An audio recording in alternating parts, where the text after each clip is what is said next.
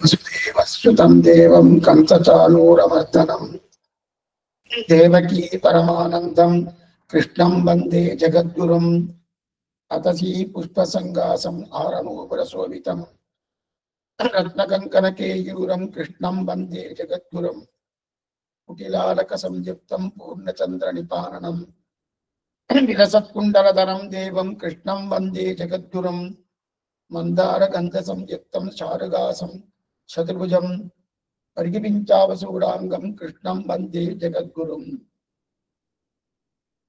ஸ்ரீமத் பாகவதம் என்பது கண்ணனுடைய ஆச்சரியமான சேட்டிதங்களையும் அவருடைய அனுபவத்தை கொடுக்கக்கூடிய ஒரு புராணம் தான் பாகவத புராணம். வியாச பகவான் அனுகிரகித்தது. அதை சுக்ராச்சாரியார் பரீட்சித்து மகாராஜருக்கு உபதேசம் பண்ணுகிறார்.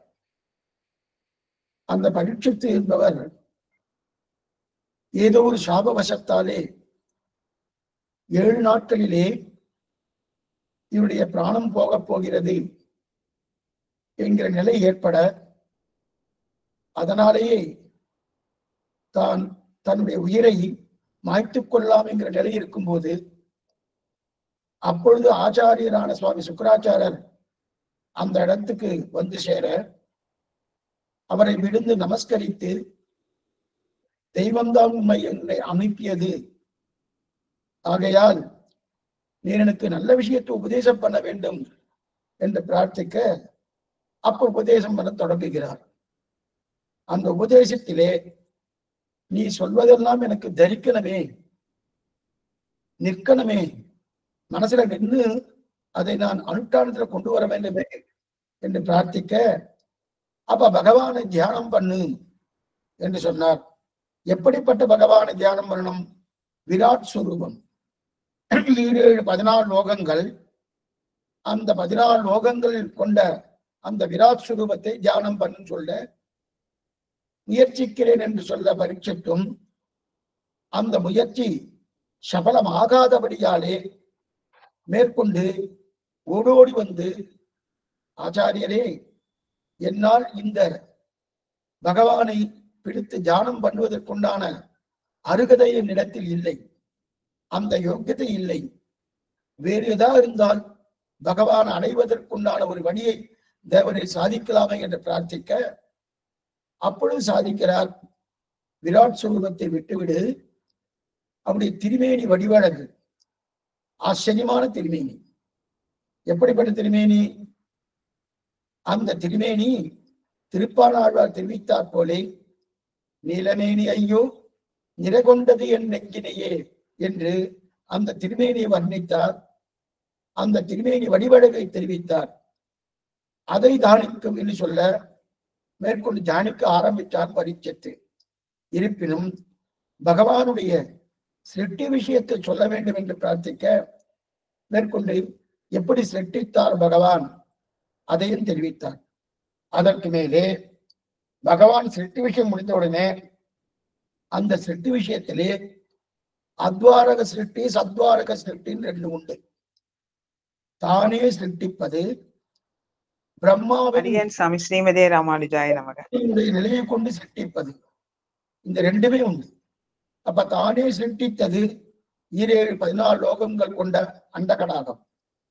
பஞ்சபூதங்கள் என்ன, பஞ்ச தன்மாத்திரைகள் என்ன, கர்மேந்திரிகள் என்ன, ஞானேந்திரிகள் என்ன, மனஸ்தத்துவம் என்ன, மகான், அகங்காரம், சாத்விக அகங்காரம், ராஜச அகங்காரம், தாமச அகங்காரம் என்ன, மூலப்பிரகிருதியிலிருந்து இது இத்தனையும் பண்றது. பண்ணி முடிச்சதுக்கு அப்புறம், ஓ இதெல்லாம் பண்ணியாச்சே, இனி 14 உலகங்களை சிருஷ்டித்தாகிவிட்டது, அதிலே உயர்ந்த ஒரு ஆத்மாவை தேர்ந்தெடுத்து அந்த ஆத்மாவுக்கு பிரம்மா என்கிற ஒரு பதவியை கொடுத்து மேற்கொண்டு நீர் சிருஷ்டிக்கலாம் என்கிற விஷயத்தை சொல்ல, மேற்கொண்டு பிரம்மா சிருஷ்டிக்க ஆரம்பிக்கிறார் என்பது வரையில் நேற்றைய காலட்சேபத்தில் நம்ம பார்த்தோம். என்னால் என்னைக்குமே நம்ம இதுக்கு முன்னாடி காலட்சேபம் என்ன பண்ணியிருக்கோன்றது ஓரளவுக்கா தெரிஞ்சுக்கணும். அதை பார்த்துருக்கோம். இதுல கர்மேந்திரியங்கள், ஞானேந்திரியங்கள், மனஸ்தத்துவம் இது எத்தனையும் சிருஷ்டித்து 14 லோக அண்டகடாத்தில் சிருஷ்டித்து பிரம்மாவை உள்ளே வைத்த வரையும் இன்னைக்கு நம்ம பார்த்தோம். இப்ப பிரம்மா சிருஷ்டிக்க ஆரம்பிக்கிறார். அப்ப பிரம்மா சிருஷ்டிக்க ஆரம்பிக்கிறார்னா இதற்கு முன் சிருஷ்டி பின் சிருஷ்டி ரெண்டு உண்டு. முன் சிருஷ்டி என்றால் பிரம்மாவுக்கு முன், பின் சிருஷ்டி என்றால் பகவான் சிருஷ்டித்த பின்பு பிரம்மா சிருஷ்டிக்கக்கூடிய தன்மை. ஆக இப்ப பிரம்மாவிடத்திலிருந்து நடக்கக்கூடிய சிருஷ்டி. ஆனா இந்த இடத்துக்கு சொல்லப்படுகிறது முதல்ல மகான், அதன் பிறகு அதாவது முதல்ல மூலப்பிரகிருதியிலிருந்து மகான், மகான்லிருந்து அடுத்ததுக்கப்புறம் அகங்காரம் மமகாரம், அதிலிருந்து இது இரண்டாவது சிருஷ்டி, அகங்காரம் இரண்டாவது சிருஷ்டி. அதன் பிறகு மூணாவது தன்மாத்திரைகள், தன்மாத்திரைகள் தான் மூணாவது. அதற்கு மேற்கொண்டு சப்த ஸ்பரிச ரூபரச கந்தரங்கள் தான் தன்மாத்திரைகள். அந்த தன்மாத்திரைகள் முடிஞ்ச உடனே அதுக்கப்புறம் அடுத்த சிருஷ்டி நாலாவது வைகாரிக அப்படின்னு சொல்லப்படுகிறது. அந்த வைகாரிக என்று சொல்லப்படுகிற 5 கர்மேந்திரியங்கள், 5 ஞானேந்திரியங்கள் படைக்கப்படுகிறது, மனசும் படைக்கப்படுகிறது. அது முடிஞ்ச உடனே வித்யை அவித்யை என்று 2. வித்யை அவித்யன்னு என்ன சொல்லி, அறிவு அறிவு இன்மை, அறிவு அறிவு இன்மை, இந்த 2ஐயும் படைக்கிறார். அறிவு என்பது கத்தியை போல, அறிவு இன்மை என்பது உரையை போல. கத்திக்கு உரை இருக்கணுமோ ஒரு கவர்னு சொல்றோமோ, அந்த கத்திக்கு உரையை போல அறிவு இன்மை. கத்தியை உரைக்குள்ள சொருகி வைப்பா இல்லையா? ஆக ஞானத்தை அஞ்ஞானத்திலிருந்து தான் எடுக்கணும். அப்படின்னா உரையிலிருந்து கத்தி எடுத்தால்தான் உபயோகப்படும் இல்லையா? அப்ப அஞ்ஞானத்திலிருந்து வெளியே உருவினால்தான் ஞானம் பயன்படும். அப்படி இருக்க செய்து நாம் எப்போதும் ஞானத்துல அஞ்ஞானத்தை மூடு வைத்து கொண்டிருக்கிறோம். அதனால்தான் இத்தனையும் ஒண்ணுமில்லை. ஒரு மாணிக்கம் இருக்கு, அது சேத்துல பத்து கொடுத்தோம்னா சகதியால அந்த மாணிக்கத்துடைய ஒளி பிரகாசம் அடையலை, அந்த சேர கலைந்தார் பிரகாசம் அடைகிறது. அதே போல நம்முடைய ஆத்மா நல்ல பிரகாசத்தோடு இருக்கக்கூடியதான், ஞானமயன் ஆனந்தமயன் தான். இருப்பினும் அது ஏன் ஒரு துக்ககரமா இருக்குன்னா, கர்மா என்கிற சேரு, அந்த சேரை கலையணும். அந்த சேரை கலைந்தால் நன்னா வந்துடும் தெரிவிக்கிறார். அதற்கு மேற்கொண்டு வித்தை என்கிற கத்தியை அவித்தை என்கிற உரைக்குள்ள வைத்தார். ஆக 6 சிருஷ்டி முடிஞ்சிருச்சு. அதுக்கப்புறம் 7வது சிருஷ்டி தான் ஸ்தாவரங்கள். ஸ்தாவரங்கள் என்ன? மரம் என்ன, செடி என்ன, கொடி என்ன, ஔஷதங்கள் என்ன, அதாவது மருந்துகள், ஔஷதங்கள் என்ன, இதெல்லாம் படைக்கிறது 7வது சிருஷ்டி. அடுத்து 8வது சிருஷ்டி என்பது திரியக்கு. திரியக்குன்னா அசைவன, ஊர்வன, பரப்பன, விதப்பன, நடப்பன, மாடு, புலி, சிங்கம், ஆடு, கோழி என்னென்ன உண்டோ அதெல்லாம் சிருஷ்டிப்பது. இது 8வது. அடுத்து 9வது மனுஷ சிருஷ்டி. அப்ப 8 சிருஷ்டி வரைக்கும் மனுஷனை சிருஷ்டிக்கவே இல்லை. படைப்பு தொழிலேயே 9வது விஷயமாகத்தான் பகவான் பிரம்மா மனிதனை சிருஷ்டிக்கிறான். அப்ப இதுல என்ன தெரியுது? 10வது யாரு? தேவர்கள். நம்மை சிருஷ்டித்த பிறகுதான் தேவர்களை சிருஷ்டிக்கிறான் பிரம்மா. அவ தேவர்களுக்கு கொடுக்கிறார். அப்ப இந்த தேவர்களை சிருஷ்டிக்கிறானோ அதன் பிறகு பிரம்மா யோசிக்கிறார். என்ன யோசிக்கிறார்னா, நம்ம உலகத்துல நன்மை ஏற்படணுமே, நம்ம 9 சிருஷ்டி பண்ணிட்டோம். 9 சிருஷ்டி பண்ணினோம். மனிதர்களை சிருஷ்டித்தோம், ஸ்தாவரங்களை சிருஷ்டித்தோம், அதே மிருகங்களை சிருஷ்டித்தோம். அதற்கு மேற்கொண்டு பகவான் ஏற்கனவே அண்டகடாகத்தை சிருஷ்டித்து வைத்துள்ளார். அதற்கு முன்னாடி 5 கர்மேந்திரியங்கள், 5 ஞானேந்திரியங்கள், மனஸ்தத்துவம் இதெல்லாம் சிருஷ்டித்து வைத்துள்ளார். இதெல்லாம் பிருத்திவி, அப்பு, தேஜஸ், வாயு, ஆகாசம் 5 பூதங்களையும் சிருஷ்டித்து வைத்துள்ளார். இருப்பினும் இதெல்லாம் இருக்க செய்தேனும் இவர்களுக்கெல்லாம் நன்மை ஏற்படணுமே. நன்மை ஏற்படணும்னா யாரை பார்க்கணும்? ரிஷிகள் வேணும். அதனால ரிஷிகளை சிருஷ்டிப்போன்றதுக்கு, ஏன்னா வேதங்கள் இருந்தா தான் நன்மை ஏற்படும்.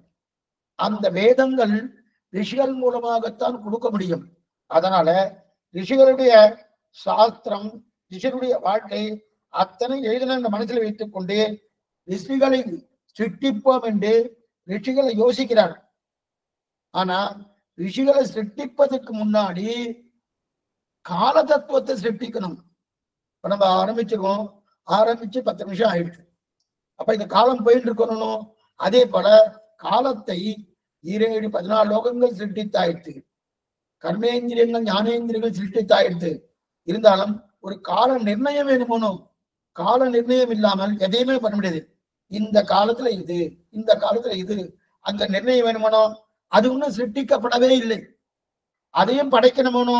அதை படைப்பதற்கு, ஏன்னா காலம்னு சொன்னாலே ஒரு நிமிஷத்தை ஓடிட்டே இருக்கு சுவாமி.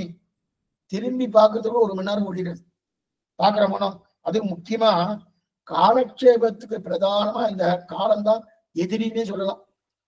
அப்படி இன்னைக்கு இத்தனை விஷயங்கள் இன்னைக்கு முடிக்கலான்னு பார்த்தா மேற்கொண்டு அதுக்குள்ள 1.5 மணி நேரம் ஆயிடுது. என்ன சுவாமி முடிச்சுதான் ஆகணும், வேற வழி கிடையாது, அப்படியே முடிச்சிடணும். இருந்தாலும் கால தத்துவம் வேணுமோனோ. அந்த காலத்தை பிரம்மா பிரிக்கிறார். நாமெல்லாம் காலத்துக்கு வசப்பட்டவர்கள்.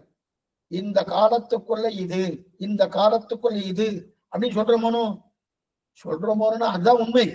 அப்படி இருக்க செய்து முதல்ல கால தத்துவத்தை பிரிக்கிறார். எப்படி பிரிக்கிறார்னா 4 யுகங்களாக பிரிக்கிறார். கிருத்த யுகம் என்ன, திரேதா யுகம் என்ன, துவாபர யுகம் என்ன, கலியுகம் என்ன என்று 4 யுகங்களாக பிரிக்கிறார். 4 யுகங்களாக பிரிக்கக்கூடிய ஒரு தன்மை தான் இது காலச்சக்கரம். அந்த காலத்தை பிரிக்கிறாரனோ. அந்த பிரிக்கச்சே 4 யுகங்களும் சேர்ந்து 43,20,000 வருஷங்கள். 4 யுகங்கள் காலம் இதுதான். வருஷங்கள்ல நம்ம என்ன நினைக்கிறோம், ஏதோ வருஷங்கள் சொல்றோமோ.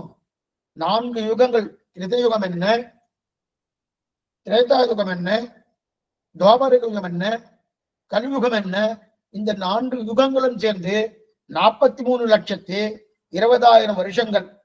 அப்ப இந்த 4 யுகத்தை எப்படி பிரிக்கலாம்? இருக்கிறதுலே கலியுகம் தான் சிறியது. கலியுகம் தான் சிறியது. எத்தனை வருஷங்கள் சுவாமி? 4,32,000 வருஷங்கள் கலியுகம். என்னமோ 2012 ஏதோ இந்த லோகமே அழிய போறது, 2028 அழிய போறது, 2000 முடிஞ்ச உடனே அழிய போறதுன்னு சொல்லிட்டு இருக்காங்க. அதெல்லாம் தேவையில்லாத வார்த்தை. 4,32,000 வருஷங்கள் கலியுகம் இருக்க போறது. இது வரைக்கும் ஆனது எத்தனை தடவை கலியுகம்? 5,127 வருஷங்கள் ஆயிருக்கு. இன்னும் எத்தனையோ வருஷங்கள் இருக்கு. அப்ப 4,32,000 வருஷங்கள் கலியுகம். அதுக்கு மேல அதை 2ஆல பெருக்கணும் வச்சுக்கேன், அதுதான் துவாபர யுகம். இருக்கிறதுலயே கலியுகத்தை தான் குறைச்சலான காலம். அதை விட 2 மடங்கு பெரியது துவாபர யுகம். அதை விட 3 மடங்கு பெரியது திரேதா யுகம். அதை விட 4 மடங்கு பெரியது கிருத்தயுகம். அப்படின்னா இது எப்படி வைக்கணும்னா 4,32,000 வருஷங்கள் கலியுகமானும் அந்த கலியுகத்தின் வருஷத்தை 2ஆக பெருக்கினால் எத்தனை வரும்? 8,64,000 வருஷங்கள். அப்ப 8,64,000 வருஷங்கள் திரேதா யுகம். அதே 4,32,000 வருஷத்தை 3ஆக பெருக்கினால் என்ன வருமோ அத்தனை வருஷங்கள் எது? திரேதா யுகம். அந்த 4,32,000 வருஷத்தை 4ஆக பெருக்கினால் எத்தனை வருமோ அத்தனை வருஷங்கள் கிருத்தயுகம். அப்ப கிருத்தயுகம், திரேதாயுகம், துவாபர யுகம், கலியுகம். கிருத்தயுகத்துக்கு 4ஆல பெருக்கணும், திரேதாயுகத்துக்கு 3ஆல பெருக்கணும், துவாபர யுகத்துக்கு 2ஆல பெருக்கணும். கலியுகம் ஏற்கனவே பார்த்துட்டோம் 4,32,000 வருஷங்கள். சரி சுவாமி, இது எப்படி தெரியுமா கணக்கு? 4க்கு 3க்கு 2க்கு 1ன்னு அர்த்தம். 4க்கு 3க்கு 2க்கு 1 அப்படின்னு என்ன சுவாமின்னா 4ஆல பெருக்கினா கிருத்தயுகம். ஆனா இது தெரியணும், கலியுகம் எத்தனை வருஷம் தெரியணும். கலியுகம் 4,32,000 வருஷங்கள். அத 4ஆல பெருக்கினா கிருதயுகம், 3ஆல பெருக்கினா திரேதாயுகம், 2ஆல பெருக்கினா துவாபர யுகம், அதுவே கலியுகம் அப்படின்னு தெரியுதுனோ. ஆக இதெல்லாம் கலியுகத்துடைய துவாபர யுகத்துடைய காலங்கள். அடுத்து அதுல இன்னும் நிறைய இருக்கு. ஒரு நாளைக்கு 60 நாழிகைன்னு சொல்றோமோ, நாம 24 மணி நேரம் சொல்றோம். ஒரு நாளைக்கு 24 மணி நேரம் 60 நாழிகைன்றோம். 60 நாழிகை தூங்கிட்டு இருந்தா சுவாமி அப்படின்னு சொல்றாருன்னா, அப்ப என்ன ஒரு நாள் முழுதும் தூங்குறான்னு அர்த்தம். சில பேர் சொல்லுவாருன்னா 60 நாழிகை தூங்கிட்டு இருக்கா சுவாமின்னு சொல்றா இல்லையா. எதுக்கு சொல்ல வந்தேன்னா, அப்ப 60 நாழிகை என்பது 24 மணி நேரம். ஒரு முகூர்த்தம்னா என்னது? 48 நிமிடங்கள் ஒரு முகூர்த்தம். 48 நிமிடங்கள் ஒரு முகூர்த்தம். ஒரு நாழிகைன்னா 60 நாழிகை ஒரு நாள், 24 மணி நேரம் ஒரு நாள். ஒரு நாழிகை என்பது 24 நிமிடம். ஒரு நாழிகை என்பது 24 நிமிடம். அப்ப 60 நாழிகை என்பது 24 மணி நேரம். சரி, அப்படி இருக்க செய்து அப்ப 2 நாழிகை சேர்ந்துட்டுனா ஒரு முகூர்த்தம். இந்த முகூர்த்தம் சொல்றா பாருங்க. முகூர்த்தம்னா முந்தியெல்லாம் கல்யாண பத்திரிகை எழுதிட்டு உதயாதி நாழிகைன்னு போட்டு இந்த நாழிகையிலிருந்து இந்த நாழிகைக்குள்ள முகூர்த்தத்துக்கு நேரம் போடுவான். ஆனாலும் இப்பெல்லாம் அதெல்லாம் புரியாதுன்றதுக்காக என்ன பண்றா, 6ல இருந்து 7:30, 7:30 இருந்து 9 அந்த டைம் கொடுத்துடுறான். இந்த லக்னத்துக்குள்ளே முகூர்த்தம் சொல்றான். ஆனா முந்தி காலத்துல அப்படி எழுத மாட்டான். முந்தி காலத்துல உதயாதி நாழிகைன்னு போட்டு இந்த நாழிகையிலிருந்து இந்த நாழிகை அப்படின்னு கூட்டி பார்த்துக்க வேண்டியதான். அதுக்கப்புறம் தான் இப்பதான் இதெல்லாம் வந்து எதுக்கு சொல்ல வந்தேன்னா, அப்படி 2 நாழிகை சேர்ந்தா ஒரு முகூர்த்தம், 2.5 நாழிகை தான் ஒரு மணி நேரம். இதெல்லாம் யார் பண்றா? பிரம்மா இதெல்லாம் பிரிக்கிறார். காலக்கணக்கை பிரிக்கிறார் பிரம்மா. 2.5 நாழிகை இசை கொண்டு ஒரு மணி நேரம். சரி, அப்படி இருக்கச்சே 24 மணி நேரம் இசை கொண்டு 60 நாழிகை. சரி, இதெல்லாம் 24 மணி நேரம் இதுன்னு ஆங்கிலேயர் கணக்குப்படி 24 மணி நேரம். ஆனா சனாதன தர்மத்தின்படி 60 நாழிகை அப்படின்னு அர்த்தம். சரி சாமி, இப்ப ஒரு நாள் சொல்றோம்னோ 60 நாழிகை சொல்லி ஒரு நாள். ஆனா இப்படி ஒரு நாள் போய் 15 நாள் போயிடுச்சுன்னா அதுக்கு ஒரு பட்சம்னு பேரு. 15 நாள் போயிடுச்சுன்னா அதுக்கு ஒரு பட்சம்னு பேரு. அதாவது வளர்பிறை, தேய்பிறை சொல்றோமோ, சுக்லபக்ஷம், கிருஷ்ணபக்ஷம் சொல்றோமோ. அப்ப வளர்பிறை 15 நாட்கள், தேய்பிறை 15 நாட்கள். இந்த ரெண்டும் சேர்ந்து வச்சுக்க ஒரு மாசம். வளர்பிறையும் தேய்பிறையும் சேர்ந்தால் ஒரு மாசம். அந்த 2 மாசங்கள் சேர்ந்தால் ஒரு ருது. இந்த காலக்கணக்கெல்லாம் அவர் தான் பண்ணியிருக்காரு. 2 மாசங்கள் சேர்ந்தால் ஒரு ருது. இப்ப அந்த 6 ருதுக்கள் சேர்ந்தா என்ன பாருங்க, 6 ருதுக்கள் சேர்ந்தா ஒரு வருஷம்.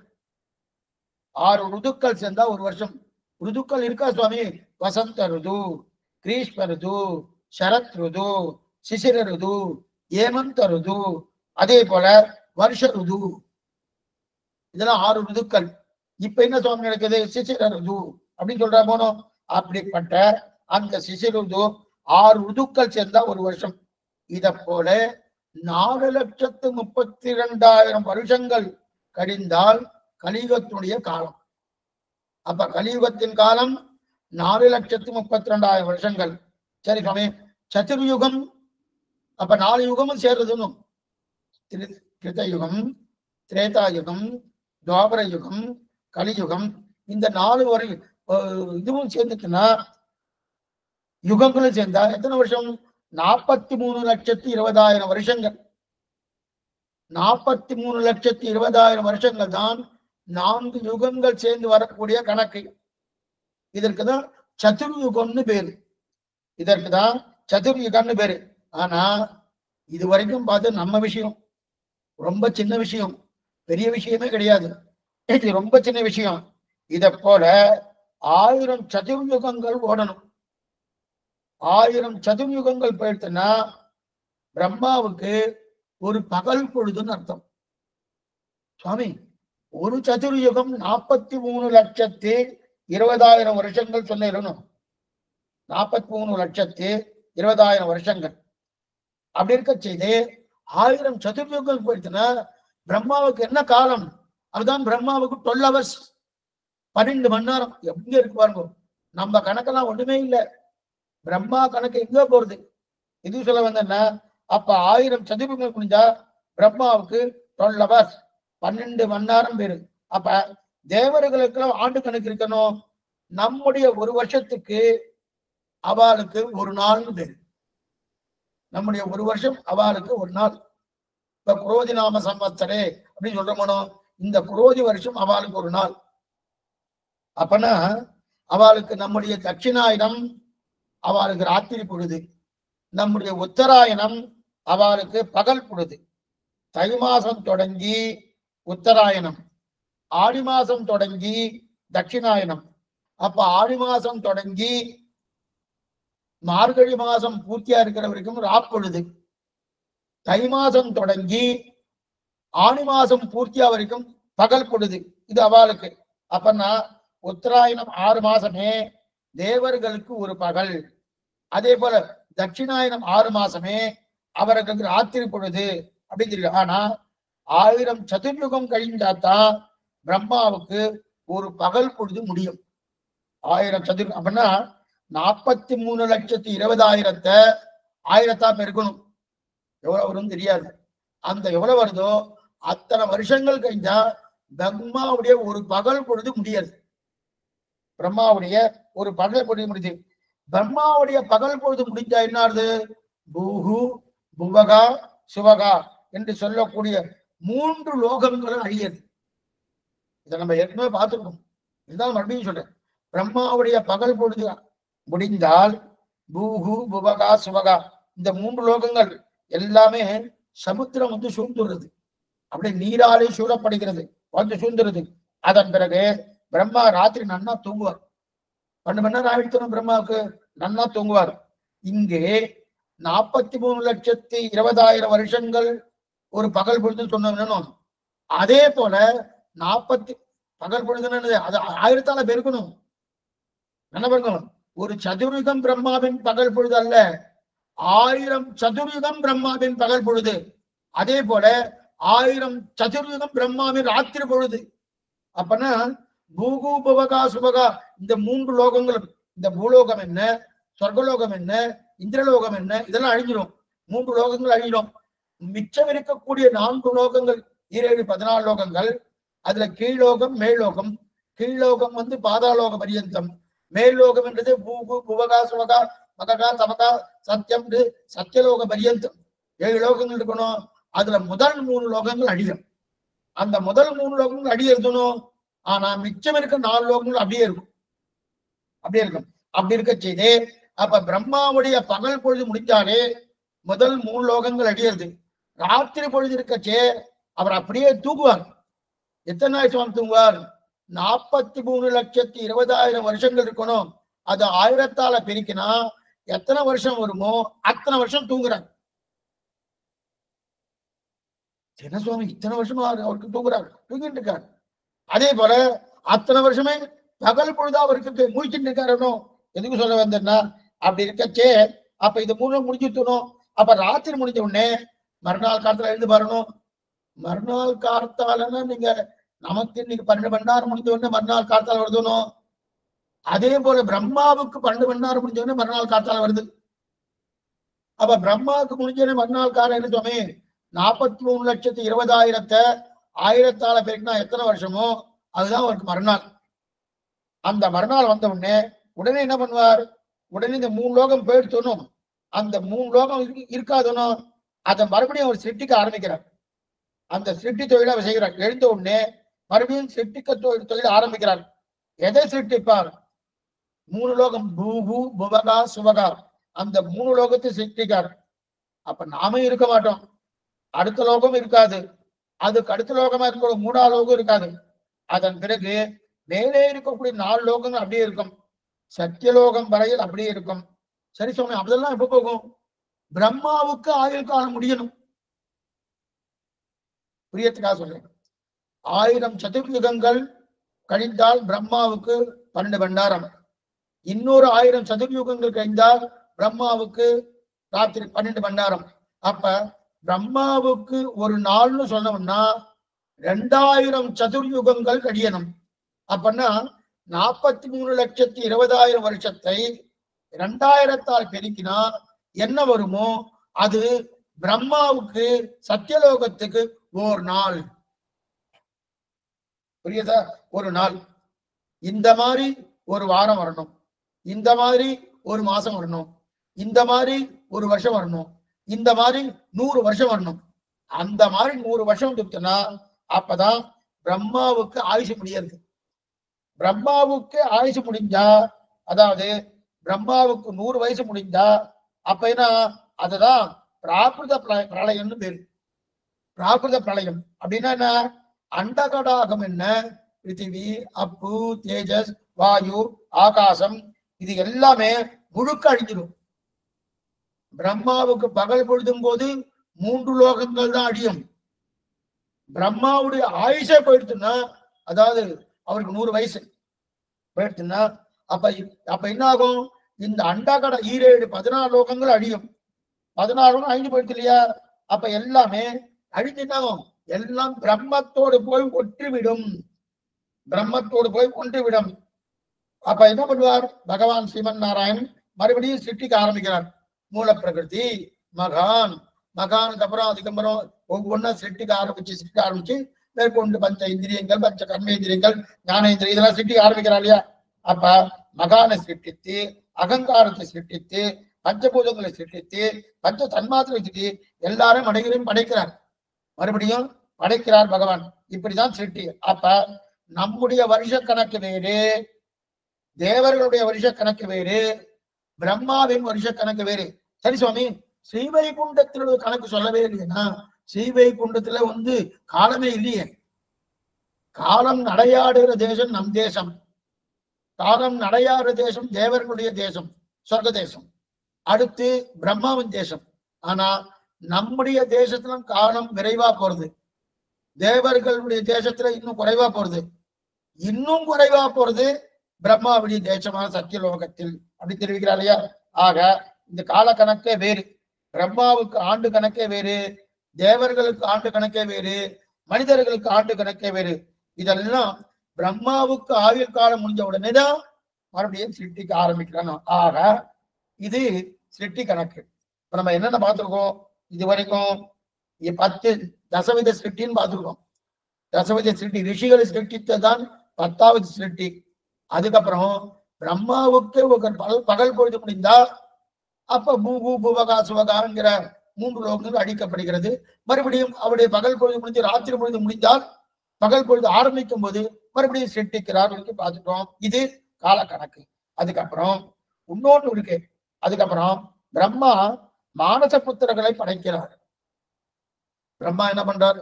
பிரம்மம் வேறு பிரம்மா வேறு. கொஞ்சம் நல்லா புரிஞ்சுக்கணும். அது பிரம்மா பிரம்மா சொல்றச்சு பிரம்மம் ஸ்ரீமன் நாராயணன், பிரம்மா நான்முகன் சதுர்முகன் இருக்கட்டும். பிரம்மா படைக்கப்பட்டவர், ஸ்ரீமன் நாராயணன் எப்பொழுதும் இருப்பவர். அதனால பிரம்மத்துக்கும் பிரம்மாவுக்கும் வித்தியாசம் உண்டு. ரெண்டு ஒன்னா குழப்பிக்காதீங்க. இது சொல்ல வந்து என்ன? ஆக பிரம்மாவுடைய மானச புத்திரர்களாக அவளை படைக்கிறார். மானச புத்திரர்கள் 4 பேர். சனகன், சனத்தனன், சனாதனன், சமத்குமாரம் என்று 4 பேர். சனகம், சனத்தனம், சனாதனம், சனத்குமாரன் 4 பேரை படைக்கிறார். அதன் பிறகு ரிஷிகள் எல்லாம் ஆசையோடு படைக்கிறார். ரிஷிகள் இல்லைன்னா நமக்கு இந்த சாஸ்திர வாழ்க்கையே கிடையாது. ரிஷிகள் கொடுத்தபடியாலே அந்த ரிஷிகளுடைய வாக்கியத்தை வைத்துக் கொண்டுதான் ஆழ்வார்கள் தங்கள் திவ்ய பிரபந்தங்களிலே வாசனங்களை பாடுகிறார்கள். இருக்கட்டும். அப்படி இருக்கச்சே அந்த ரிஷிகள் ஆசையோடு படைக்கச்சே ரிஷிகளுடைய பேரை சொல்றது ஆனந்தம். ரிஷிகளை பத்தி நினைக்கிறதே நமக்கு நன்மையை கொடுக்கும். சப்த ரிஷிகள் அப்படின்னு சொல்லிக்கிறது இருக்கு பாருங்க. சப்த ரிஷிகளாலே அங்கு அங்க பண்ணப்பட்டது சோழிங்கர் நரசிம்ம பெருமாள். சப்த ரிஷிகளாலே ஆராதனை செய்யப்பட்ட பெருமாள் தான் சோழிங்கர் நரசிம்ம பெருமாள். மிக்கானை, மலையாய் விரிந்த விளக்கை, புக்கானை, புகழ்கின்ற பொன்மலையை, தக்கானை, கடிகை கணங்குண்டின் விசையிருந்த அக்காரக்கனியை அடைந்து போனேன்னு ஆழ்வார், திருமங்கை ஆழ்வார் வாசனம். அப்படி இருக்க செய்து அப்ப ரிஷிகள் 10 ரிஷிகளை படைக்கிறார். என்னென்ன ரிஷிகள்? ஆச்சரியமான பேரு பாருங்கோ. பேரை சொன்னாலே ஆனந்தம். மரீச்சிகி, அத்ரிகி ஆங்கிரசௌ புலஸ்சகா புலகா ருதுகு புருகு வசிஷ்டகா தக்ஷஸ்ய தசம தத்ர நாரதகா. 10 ரிஷிகளை சிட்டிக்கிறார். 10 ரிஷிகளையும் பிரம்மாதான் படைக்கிறார். பார்த்துக்கலாம், நாரதர் பிரம்மாவின் பிள்ளை. நாரதர் யாரு? பிரம்மாவின் பிள்ளை. எங்கும் திரிந்து ஓடக்கூடிய, அதாவது ஓடித்திரியம் யோகின்னு பேரு நாரதருக்கு. ஒரு இடத்துல இருக்க மாட்டார், அங்கேயும் திரிஞ்சுட்டே இருப்பார். திரிஞ்சுட்டே இருக்கிறது வெறுமை திரிஞ்ச மாட்டார், நாராயண நாமத்தை சொல்லிண்டே சொல்லிண்டே சொல்லிண்டே திரிஞ்சுட்டே இருப்பார். இதான் அவருடைய வேலை. இந்த 10 பேரை படைத்தாரனோ, அதன் பிறகு பிரம்மா ஆசைப்பட்டு சுவாயம்பு மனுவை படைக்கிறார். இதான் முதல் மனு. ரொம்ப ஆசையோடு சுவாயம்பு மனுவை படைக்கிறார் அப்படின்னு சிருஷ்டிக்கிறார். ஏன்னா இனிமேதான் பல பல மனுக்கள் பிறக்க போகிறார்கள். ஏன்னா இத்தனை நாளி படைத்தவர்கள் யாருமே ராஜ்யத்தை பரிபாலம் பண்ணக்கூடிய ராஜாக்களாக கிடையாது. ரிஷிகளை சிருஷ்டித்தார், மனிதர்களை சிருஷ்டித்தார், தேவர்களை சிருஷ்டித்தார். திரியக்கண்ண, ஸ்தாபனம் என்ன, ஜங்கமம் என்ன, ஊர்வன, நடப்பன, பரப்பன, மிதப்பன, இதையெல்லாம் சிருஷ்டித்தார். இதெல்லாம் ராஜ்ய பரிபாலம் பண்ணுமா? நாட்டை பரிபாலம் பண்ணாது. நாட்டை பரிபாலம் பண்ணணுமோனோ, அதற்காக தான் மனுக்களை சிருஷ்டிக்கிறார் பிரம்மா. அந்த மனுக்கள் எப்படி? கிட்டத்தட்ட நிறைய மனுக்கள் இருக்கா. அதன் முதல்ல தான் ஆசைப்பட்டு ஸ்வயம்பு மனு அப்படின்னு தெரிவிக்கிறார். ஆனா இவர்கள்லாம் அப்படின்னு, ஏன்னா இதுக்கு முன்னாடி பிறந்தவெல்லாம் ராஜ்ய பரிபாலம் பண்ணக்கூடிய கிடையாது. இதை நாட்டை ஆளக்கூடிய அரசன் வேண்டுமோனோ, அந்த அரசன் என்பதற்காக ஸ்வயம்பு மனுவை முதல்ல படைக்கிறார். இவருக்குன்னு ஒரு தனியா சரித்திரமே இருக்கு, அழகான சரித்திரமே இருக்கு. இதுக்கப்புறம் தான் நம்ம வராக அவதாரம் பார்க்க போறோம், பார்ப்போம். முதல்ல ஸ்வயம்பு மனுக்கும் சதரூபைக்கும் கல்யாணம் ஆகுது. ரொம்ப சுருக்கமான கதை தான், ஒண்ணும் கட்டமே இல்லை. இதெல்லாம் குடும்ப விஷயம். இனிமே சொல்ல போறதெல்லாம் அவாவா தங்கள் குடும்ப மரம், ஃபேமிலி ட்ரீ அப்படின்னு வச்சுப்பான். சில பேர்ல வச்சுப்பான் குடும்ப மரம், ஃபேமிலி ட்ரீ வச்சுப்பான். இது பெரிய குடும்பம். எந்த குடும்பம்? இந்த ஸ்வயம்பு மனு குடும்பம் இருக்கு, பெரிய குடும்பம். அந்த குடும்பத்தை சொல்றேன். ஆனா அந்த பிரம்மா தான் சிருஷ்டிக்க ஆரம்பிச்சதுல இருந்து நம்ம வரைக்கும் சொல்ல போறார். நம்ம வரைக்கும், மனிதர் வரைக்கும் எப்படி வந்திருக்கு அப்படின்னு சொல்ல போறார். இந்த இடத்துல இந்த சிருஷ்டி காலத்துல என்ன தெரிவிக்கிறார்? பெரிய குடும்ப கணக்கு. அதாவது பிரம்மாவிலிருந்து நம்ம வரைக்கும் உறவு சொல்ல போறார். எத்தனை காலம் யார் பிறந்தா, எப்படி பிறந்தா, அவர்களை பத்தி தான். ஏன்னா குடும்ப படம்னு சில பேர்லாம் பொதுவா பாருங்க, குடும்ப படம், குடும்ப மரம் அப்படின்னு சொல்றா பாருங்க. சில பேர்ல வரைவார். இவர் தான் மூத்தவர் யாரு? இந்த ஸ்வயம்பு மனுதான் மூத்தவர். அதுக்கு முன்னாடி மூத்தவர் பிரம்மா இருக்கட்டும். ஸ்வயம்பு மனுதான் பிரம்மாவால சிருஷ்டிக்கப்பட்டார் இருக்கட்டும். அப்படி இருக்க செய்து அந்த மூத்தவராக இருக்கக்கூடிய அந்த நிலையில இருக்கக்கூடிய ஒவ்வொன்றும் கொண்டு வந்து கல்யாணம். இதுதான் குடும்பம். இவங்க குடும்ப மரம் இல்லை, குடும்ப காடுன்னு சொல்லலாம். சில குடும்பம்லாம் தாத்தா, கொள்ளு தாத்தா, எள்ளு பேர் வரைக்கும் போகும். கொள்ளு தாத்தா, எள்ளு தாத்தா வரைக்கும் போகும். அந்த மாதிரிலாம் பண்ண இருக்கு. அவெல்லாம் என்ன சொல்லணும்னா குடும்ப மரம்னு சொல்ல முடியாது, குடும்ப காடுன்னு சொல்றா இல்லையா? அதுவும் நிறைய கிளக்கிளியா நிறைய எடுத்துக்கிறாரனோ. இப்ப ஸ்வயம்பு மனு சிருஷ்டி தரணும். சதரூபைக்கும் ஸ்வயம்பு மனுக்கும் கல்யாணம் ஆயிடுச்சு. கல்யாணம் ஆனவுடனே பிரியபிரதன், உத்தானபாதன் 2 குழந்தைகள் பிறந்தார். பிரியபிரதன், இனிமே ஜாகிரதையா கேட்கணும், ஒன்னும் கஷ்டமே இல்லை. இது கதா விஷயம்தான், கதாபாகம் தான். ஸ்வயம்பு மனுவுக்கு சதரூபைக்கும் கல்யாணம் ஆகி பிரியபிரதன், உத்தானபாதன் 2 பேர் பிறந்திருக்கா. உத்தானபாதன் வம்சம் தான் துருவன் வம்சம். துருவ நட்சத்திரம் கேள்விப்பட்டிருக்கணும். துருவன், அந்த துருவனுடைய வம்சம் தான் உத்தானபாதன் வம்சம். துருவனின் பிள்ளைதான் அங்கன், அங்கனின் பிள்ளைதான் வேணன், வேணனின் பிள்ளைதான் பிருது, பிருது கேள்விப்பட்டிருக்கணும். பிருது அவன் பிள்ளைதான் பிராச்சீன பரிசியை, அவன் பிள்ளைதான். இந்த பேர்ல ஞாபகம் வச்சுக்கணும்னா சொல்ல வேண்டியிருக்கு, சொல்லிட்டு இருக்கேன். அவன் பிள்ளைதான் பிராச்சீன பரிசஸ்ன்னு பேரு. ஒரு பக்கம் இந்த கதை ஓடும், இன்னொரு பக்கம் என்னன்னா பிரியவிதரன பிள்ளைகள் மற்றொரு பக்கம் கதை இருக்கு. இந்த இடத்துல முதல்ல 2 பிள்ளைகள் பிறந்தாலும் உத்தானபாதன், பிரியபிரதன். உத்தானபாதனுடைய பிள்ளை தான் இது வரைக்கும் சொன்னோம். என்னன்னு சொன்னோம்? உத்தானபாத பிள்ளை தான் துருவன். துருவனுடைய உத்தானபாதனுக்கு நேரடியா துருவன் கிடையாது. இருந்தாலும் அந்த வம்சத்துல வந்த துருவன், அவன் பிள்ளை அங்கன், அவன் பிள்ளை வேணன், அவன் பிள்ளை பிருத்து, அவன் பிள்ளை பிராச்சீன பரிசஸ் பேர். இது ஒரு பக்கம். இது உத்தான பிள்ளை வம்சம். இன்னொரு வம்சம் பிரியவிருத்தன் வம்சம் இருக்கு. அந்த பிரியவிருத்த வம்சத்துல அது ஒரு மற்றொரு கதை. அந்த வம்சத்துல ஆக்னேத்ரன், நாபி, ரிஷபதேவர், ஜடபரதர், இந்த கதையும் பார்க்கணும். இப்ப 2 வம்சத்துல வரக்கூடிய கதையும் பார்க்கணும். துருவனுடைய வம்சத்துல வரக்கூடிய கதையும் பார்க்கணும். அதே போல ஜடபரதனுடைய வம்சத்துல வரக்கூடிய கதையும் பார்க்கணும். இந்த 2 கதையும் பார்க்க பார்க்கிறோம். இருந்தாலும் இந்த பிள்ளைகள் பிறந்தது மட்டும் இல்ல, சுவாயம்பு மனுக்கு 3 பெண்கள் வேற பிறந்திருக்கான். 2 பிள்ளைகள் பிறந்தா, உத்தானபாதன், அதே மாதிரி பிரியவிரதன். அதற்கு இந்த பேர்ல ஞாபகம் வச்சுக்கணும்னா ஒன்னும் கட்டம் இல்லை, கேட்கிற வரைக்கும் கேளுங்கோ கேளுங்கோ. ஏன்னா இவனும் ஆழ்வாராச்சார பேருன்னு கிடையாது, அவர் ஒன்றும் பேருன்னு கிடையாது. அதனால கேட்கிற வரைக்கும் கேட்கலாம். ஆனா சுமாரா ஞாபகம் வச்சிருந்தா கொஞ்சம் நல்லது. ஆக சுவாயம்பு மனுக்கு மேலும் 3 பெண்கள் பிறந்திருக்கா. அந்த 3 பெண்களுடைய பேரு தேவபூதி. ஒருத்திக்கு தேவபூதின்னு பேரு, இன்னொருத்தி ஆபூதின்னு பேரு, இன்னொருத்திக்கு பிரசூதின்னு பேரு. தேவபூதி, ஆபூதி, ஆபூதி, ஆபூதின்னு கூட சொல்லலாம், பிரசூதின்னு பேரு. தேவபூதியை தான் கர்த்தம பிரஜாபதிக்கு கல்யாணம் பண்ணி கொடுத்தார். பிரசூதியை தான் யாருக்கு? தட்சகன், தட்சகனுக்கு கல்யாணம் பண்ணி கொடுத்தார். தட்சகன் யாரு தெரியுமா? பார்வதியுடைய தகப்பனார் தட்சகன். அந்த தட்சகனுடைய யாகத்திலே பார்வதியுடைய பர்த்தாவாக இருக்கக்கூடிய பரமசிவானாருக்கு கொடுக்கக்கூடிய ஆவிர்வாகம் கொடுக்காதபடியாலே பெரிய கோபம் வந்து அந்த சிவபெருமானாலே அழிக்கப்பட்டார் தட்சகன் கேள்விப்படுறவனோ, அந்த தட்சகனுக்குத்தான் யாரு கொடுத்தாரு? பிரசூதியை கொடுத்திருக்கா. அப்ப யாரு? சுவயம்பு மனுவுக்குடைய 3 பெண்கள். அந்த 3 பெண்ல ஒண்ணு தேவபூதி. தேவபூதியை கர்த்தம பிரஜாபதிக்கும், பிரசூதியை அதே போல இருக்கக்கூடிய தட்சனுக்கும் கொடுத்திருக்காங்க. எதுக்கு சொல்ல? அதே சமயத்தில் ருச்சி, ருச்சி என்பவருக்கு ஆபூதியை கொடுத்திருக்கா. 3 பெண்கள். 3 பெண்களுக்கு பேர் என்ன? தேவபூதி, ஆபூதி, பிரசூதி.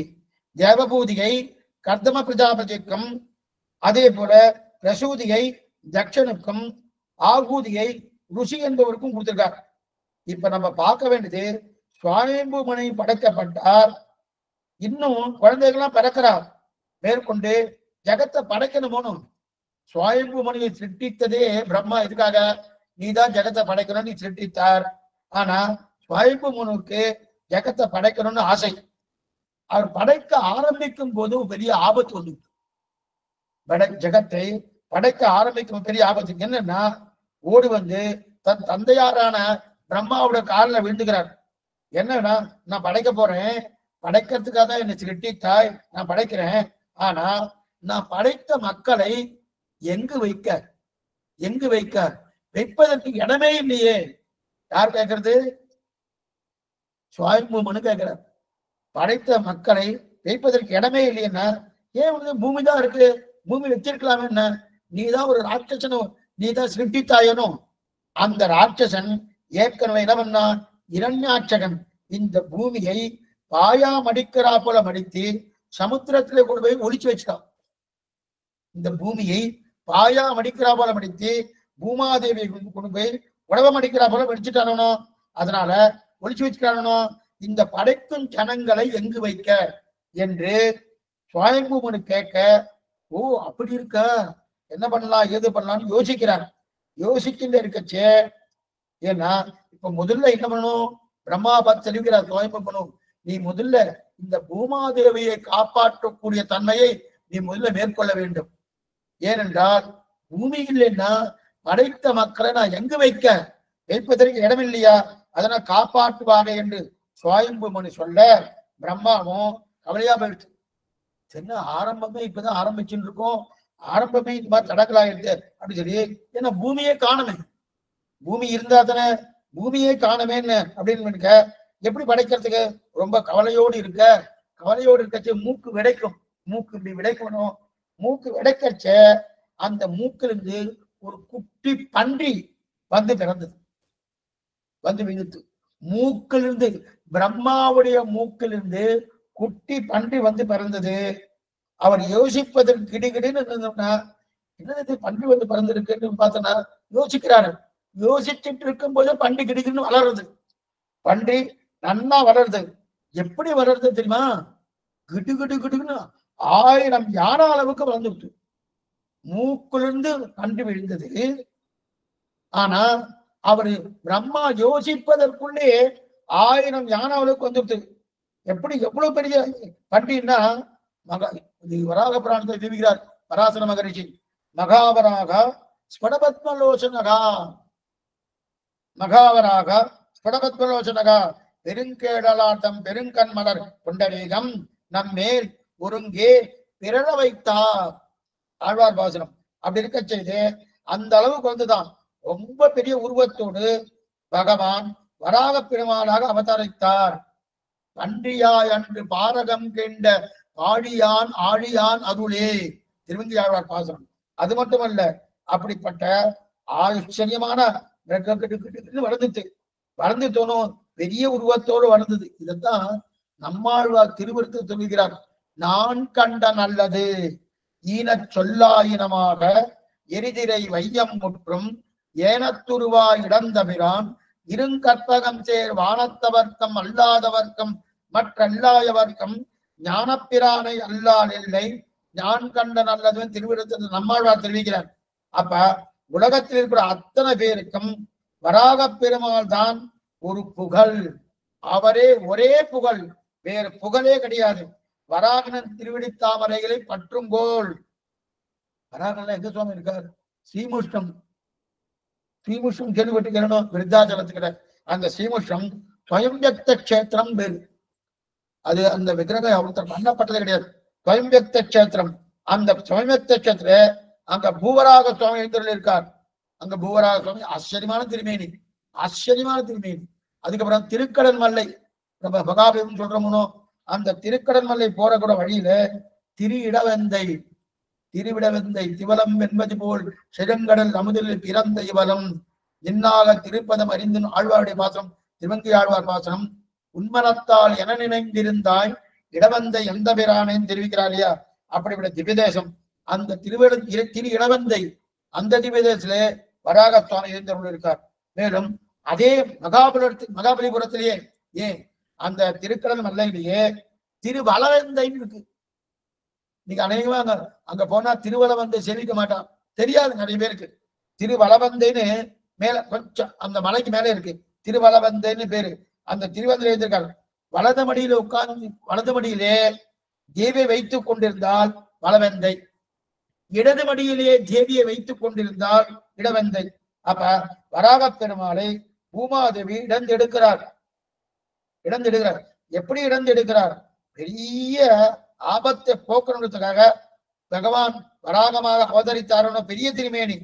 எவ்வளவு பெரிய திருமேனின்னா, இந்த திருமேனிக்கு ஒரு எக்ஸாம்பிள் சொல்றேன், உதாரணம் சொல்றேன். எவ்வளவு பெரிய திருமேனின்னா, ஸ்ரீராமாயணத்துக்கு தாடகம் வந்தது. தாடகம் வந்த உடனே ராமனே பார்த்து பயந்து போகும் அளவிற்கு தாடகை அவ்வளவு பெரிய உருவமும். அப்ப என்ன பண்ணா, விஸ்வாமித்திர பண்ணக்கூடிய யாகத்தை அழிக்கணுன்றதுக்காக வந்திருக்கா. ராமன் ஒன்னும் பயப்படல. இருந்தாலும் அந்த விஸ்வாமித்திர அந்த தாடகையை பார்த்து, ராமா இந்த பெண்ணை கொல்லுன்றான். உடனே கொண்டுட்டான்னு வச்சுக்கோ. இருந்தாலும் அந்த தாடகை இவ்வளவு பெரியவன்னா, எவ்வளவு பெரியவ தெரியுமா? உதாரணம் சொல்றேன். பெண்கள்லாம் காரைன்னு ஒரு ஆபரணம் போட்டுப்பான். பெண்கள்லாம் காரை இங்க இருக்கு இல்லையா, ஒரு ஆபரணம் போட்டுப்பான். அதாவது எப்படி போட்டுப்பான்னா, இந்த இடத்துல ஒரு தங்கத்தால பண்ணப்பட்ட ஒரு முடிச்சு, அந்த முடிச்சு இருக்கும். மறுபடியும் அதுக்கு நடுவுல ஒரு இடைவெளி விட்டு இன்னொரு முடிச்சு வரும், மறுபடியும் இடைவெளி விட்டு இன்னொரு முடிச்சு வரும். அதுக்கு பேர் காரைன்னு பேர். காரை. இந்த பெண்கள் இந்த மாதிரிலாம் காரைன்னு போட்டுப்பா. அதே போல தாடகை காரைன்னு ஒரு ஆபரணம் போட்டிருக்கலாம். என்ன சுவாமி பெரிய உருவம் சொன்ன, நாங்க போட்டுக்க மாதிரி போட்டுக்கிறான்னா, அந்த தாடைக்கு ஆபரணம் எது தெரியுமா? 1000 யானை, 1000 யானையை கொண்டு ஒரு யானையுடைய தும்பிக்கையை இன்னொரு யானையுடைய வால்ல கட்டி, தானே பாருங்க, இன்னொரு யானையை வால்ல கட்டி அந்த மாதிரி 1000 யானையை கட்டி அதை நன்னா ஆபரணமா போட்டு இருக்கலாம். அப்பன்னா யானை எவ்வளவு பெருசு, 1000 யானைய நல்ல மாலையா கட்டணும்னா அது எவ்வளவு பெருசா இருக்கும். அதை தாங்கக்கூடிய கழுத்து எவ்வளவு பெருசா இருக்குன்னா அவ்வளவு பெரியவள் தாரகை. ஆனா இது பொருந்தாத விஷயம் சொல்லிட்டு இருக்கேன். ஆனா அதை விட பெரியவர் யாருன்னா வராக நாயனார், வராக பெருமான். அதை விட பெரிய அவருடைய தோல் எப்படி இருக்குன்னா ரொம்ப பெருசா இருக்கான். எப்படிப்பட்ட தோல், தோல் கண்டார் தோலே கண்டார் தெரிவிக்கிற இல்லையா, அப்படிப்பட்ட தோல். அந்த தோல் அவ்வளவு பெருசா இருக்கு இல்லையா.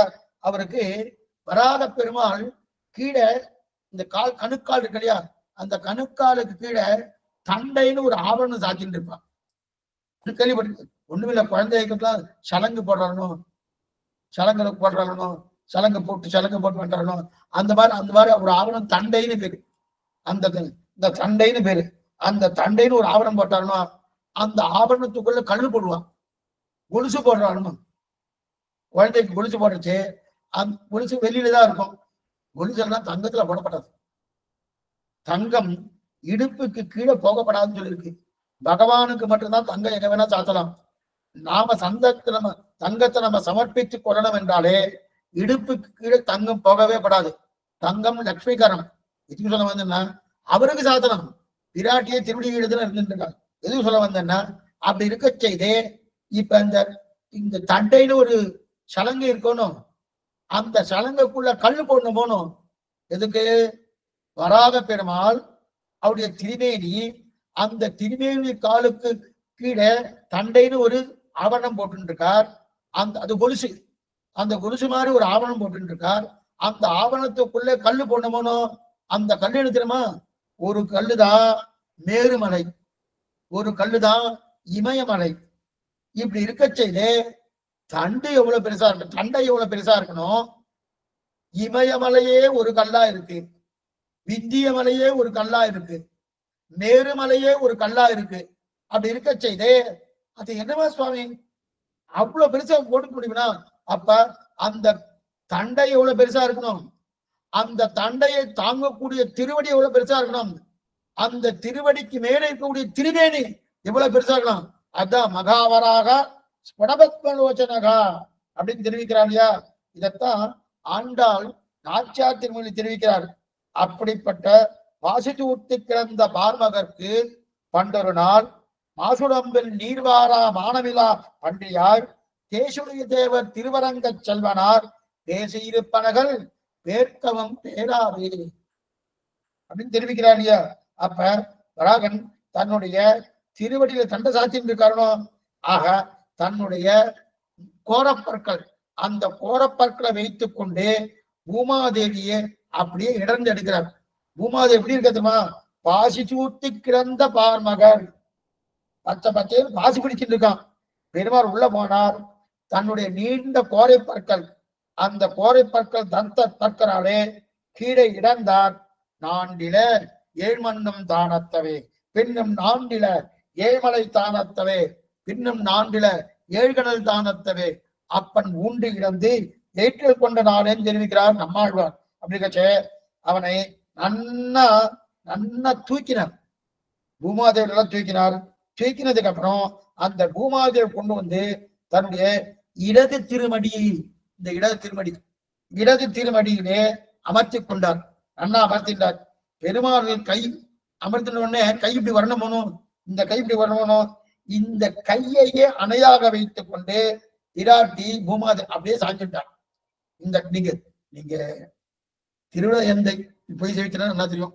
எங்கெல்லாம் வராக பெருமாவுடைய விக்கிரகம் இருக்கோ சேவிச்சா. ஆனா வராக பெருமாவுடைய விக்கிரகம் 2 விதத்துல இருக்கும்.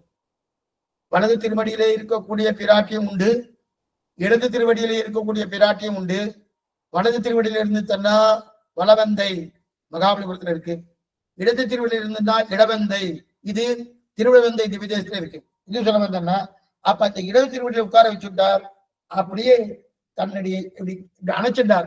அணைச்சின உடனே இந்த கை இங்க வருமானோ, இந்த கையையே அணையாக வைத்துக் கொண்டு அப்படியே சாஞ்சிட்டார். அப்படி சாஞ்சிட்டு மற்றொரு திருக்கைகளாலே வலதுகை இருக்கணும், மற்றொரு திருக்கையாலே அந்த பூமி பிராட்டு திருவடியை காட்டி கொடுக்கிறார். என்னன்னு காட்டுறாருன்னா, நீங்க எல்லாம் என்ன பத்தது இருக்கட்டும், என்னை பற்றுவதற்கு முன்னாடி இதோ இருக்காலே பிராட்டி, பூமி பிராட்டி, இவள் திருவடியை பத்துங்கோள், இவள் திருவடியை பத்துங்கோ, என்ன பின்பார் பண்ணலாம். அவள் அப்பதான் நீங்கள் என்ன பத்த முடியும். இவள் திருவடியை பத்தினாலும் உங்களுக்கு உஜ்ஜீவனம் என்று சொல்லும் அளவுக்கு வராகன் காட்டி கொடுக்கிறார். யஜ்ஞவராக பெருமான்னு சொல்லுவார், யஜ்ஞவராக பெருமான்னு சொல்லுவார். இப்படிப்பட்ட வராக கரையை யார் கேட்டாலும் என்ன பண்ணுது, அது அமிர்தமா இருக்குமா, அமிர்தமா இருக்குமா, அமிர்தத்தை காட்டிலும் இன்னும் மேம்பட்டதா இருக்கும். அப்படிப்பட்ட ஏன்னா அமிர்தம் குடித்தா அவருடைய பலம் வருதுனோ, அதே போல இப்படிப்பட்ட வராக கதையை தான் நான் கண்ட நல்லதும் தெரிவிக்கிறார் நம்மாழ்வார் திருவிழுத்த கடைசி பாசனம் சாத்துமறை பாசனம். நான் கண்ட நல்லதுன்னு தெரிந்தா வராகனுடைய திருவடிதான் அப்படின்னு தெரிவிக்கிறார் இல்லையா. ஆக பிரளய சாகரத்திலே உமாதேவி இருக்க அவரை காப்பாற்றினார் வராக பெருமாள். சரி, அவர் எங்க இருக்கா, பிரளய சாகரம். இப்ப நம்ம காப்பாற்றோம்னா நாமும் ஒரு சாகரத்துல இருக்கோம். பிரளய சாகரத்தில் இருந்தால் பூமி பிராட்டி, நாம் ஒரு சாகரத்துல இருக்கோம். என்ன சாகரம், சம்சாரம் என்னும் சாகரத்துல இருக்கோமோ, ஒண்ணுமில்லாத பிரளய சாகரத்திலே இருக்கக்கூடிய அந்த பூமி பிராட்டியையே ரட்சித்திருக்கான்னா, சம்சாரத்தில் இருக்க நம்ம சிக்கிட்டு இருக்க வேண்டிய நம்மையும் வெளியே கொண்டு வர வேண்டியது அந்த வராக பெருமாள் தான். நீலவரை 2 விரை கோபி நிமிர்ந்தொதப்ப கோல வராகமன்றாய் நிலம் கோட்டிடை கொண்டையந்தாய் நீலக்கடல் கடைந்தாய் உன்னை பெற்றினி கோக்குவனோ கோலமலர்பாவை கண்பாகிய என் அன்பேயோ. நீலவரை 2 விரை கோபி நிமிர்ந்தொதப்ப கோலவராகமன்றாய் நிலம் கோட்டிடை கொண்டையந்தாய் நீலக்கடல் கடைந்தாய் உன்னை பெற்றினி போக்குவனும் தெரிவித்தாலையா. இப்ப இரண்யாட்சகன் யார் சுவாமி, இரண்யாட்சகன் பூமி பிராட்டியை பாயை மடிக்கிறா போல, பாயை மடிக்கலாம்னு சொல்லலாம், அல்லது புடவை மடிக்கிறா போல சொல்லலாம். புடவை மடிக்கிறா போல மடித்து அப்படியே கொண்டு போய் சமுத்திரத்தில் கொண்டு வச்சுக்கானு. அந்த இரண்யாட்சகன் யார் அப்படின்னா, சின்ன கதை சுருக்கமா சொல்றேன், உங்களுக்கு தெரிஞ்ச விஷயம்தான். ஜெய விஜயான்னு 2 பேரும் துவாரபாலகால் இருப்பாளனும். ஜெய விஜயால் துவாரபாலகால் அவதான் ஸ்ரீ திருப்பார்க்கடலை காப்பவர்கள். ஸ்ரீவைகுண்டத்துக்கு காப்பார் நாயகனாய் நின்ற நந்தகோபனுடைய கோயில் காப்பானேன் வாசல் கேள்விப்பட்டி சொல்லணும். அப்படி ஒரு கோயில் காப்பார்கள் வாசல் காப்பார்கள் இல்லையா. அந்த ஜெய விஜயால் இருந்தா, ஜெய விஜயால் இருக்கச்சே அவ துவாரபாலகளா இருந்தா. அந்த துவாரபாலகால் தான் இரண்யாட்சகன் இரண்யகசிபு ஆனம். என்னமா சுவாமி ஆயிட்டான்னா, ஒண்ணுமில்ல, திருப்பார்கடல்ல வாசல்ல காத்துட்டு இருக்கா ஜெய விஜயால். அப்ப சனகன், சனத்குமாரன், சனத்ஜாதன், இவ 4 பேரு பிரம்மாவுடைய மானச புத்திரர்கள் பார்த்தோமோ. அப்ப 4 பேரும் பெருமாளை சேவிக்கிறதுக்காக திருப்பார்கடல் போயிருக்கா. அப்ப பெருமாள் தூங்கிட்டு இருக்கார். அப்ப இவ 2 பேரும் என்ன பண்ணிருக்கா, யாரு ஜெய விஜயால் பெருமாள் தூங்கிட்டு இருக்கார், கொஞ்ச நாள் பொறுங்கோ, ஒரு 1 மணி நேரம் பொறுங்கோ, பொருந்ததுக்கு அப்புறம் உள்ள போலாம், இப்ப உள்ள போய் பெருமாளை தொந்தரவு பண்ண வேண்டாம் இந்த வார்த்தை சொன்னா. நாங்க யாரும் தெரியுமா உனக்கு, பிரம்மாவுடைய மானச புத்திரர்கள், என்ன உள்ள போடவாடான்னு சொல்லிட்டு இருக்கிய அப்படியே 2 பேருக்கும் வாக்குவாதம் வந்துட்டு. ஜெய விஜயாவுக்கும் சனத்குமாரர்கள் இருக்கக்கூடிய 4 பேருக்கும் வாக்குவாதம் வந்துட்டு. சட்டுன்னு இந்த பிரம்மாவுடைய மானச புத்திரர் என்ன பண்ணிட்டான்னா, சபிச்சுட்டா ஜெய விஜயால, நீங்க எப்ப எங்களை உள்ள போக விடலையோ, நீங்க ரெட்டரட்டியா 3 தடவை அசுரர்களாகும் ராட்சசர்களாகும் பிறக்க வேண்டியதுன்னு சபிச்சுட்டான். என்ன பார்த்தோம், அசுரர்களாகவும் ராட்சசர்களாகவும் பிறக்க வேண்டியதுன்னு சபிச்சுட்டா. இந்த சபிச்ச உடனே அதனால வந்திருக்கா. அப்ப 3 பிறந்திருக்காருனோ. முதல்ல பிறந்தது யாரு, இரண்யாட்சகன் இரண்யகசிபு. அவள 2 பேரும் பிரதர்ஸ் தான், அண்ணா தம்பி. அடுத்து பிறந்தது கும்பகர்ணன் ராவணன். அடுத்து 3வது பிறந்தது சிசுபாலன் தந்தபக்தன். இந்த 3 பேருமே பிரதர்ஸா பிறந்திருக்கா இல்லையா.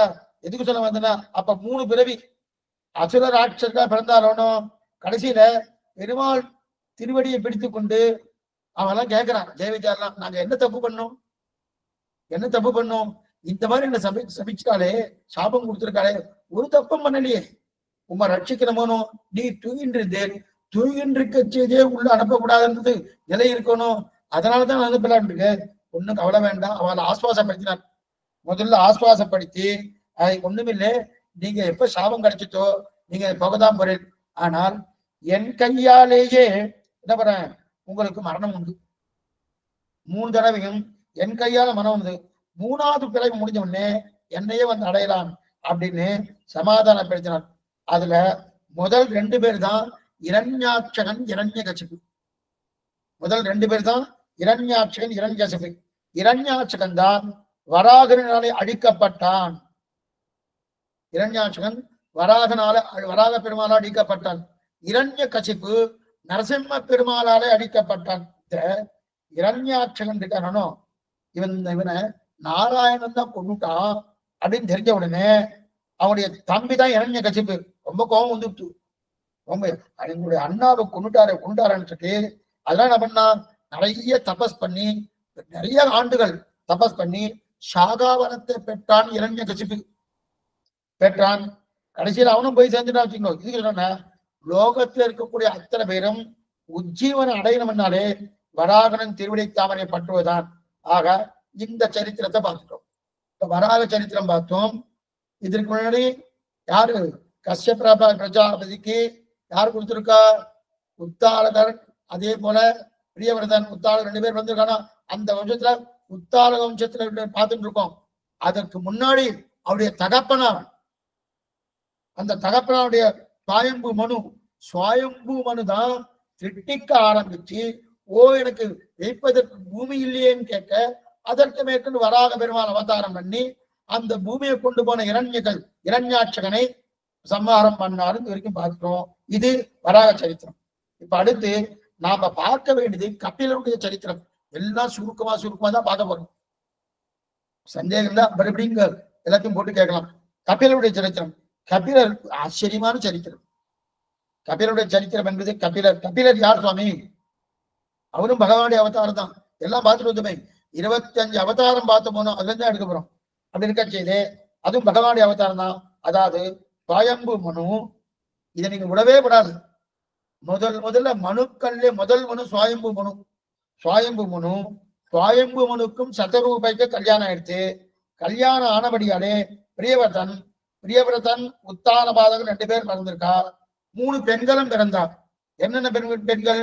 தேவபூதி, ஆபூதி, பிரசூதின்னு பேர் பார்த்தோம்னோ, அதுல பிரசூதி தான் யார தட்சண கல்யாணம் பண்ணிண்டு மேற்கொண்டு தட்சையாக நடக்கச்சு சிவபெருமானே தட்சணை அடிக்கப்பட்டான்னு பார்த்த போனோம். எதுக்கு சொல்ல வந்தேன்னா, ஆக சுவாயம்பு மனுக்கும் சதரூபைக்கும் கல்யாணம், பிரியவர்தன் உத்தான பாதம் பிறந்தா, கூடவே 3 பெண்களும் பிறந்திருக்கா. அந்த தேவபூதியை தான் கர்தம பிரஜாபதிக்கு கல்யாணம் பண்ணி கொடுத்தார். அவர்கள் இருவருக்கும் முதல்ல 9 பெண்கள் பிறந்தா.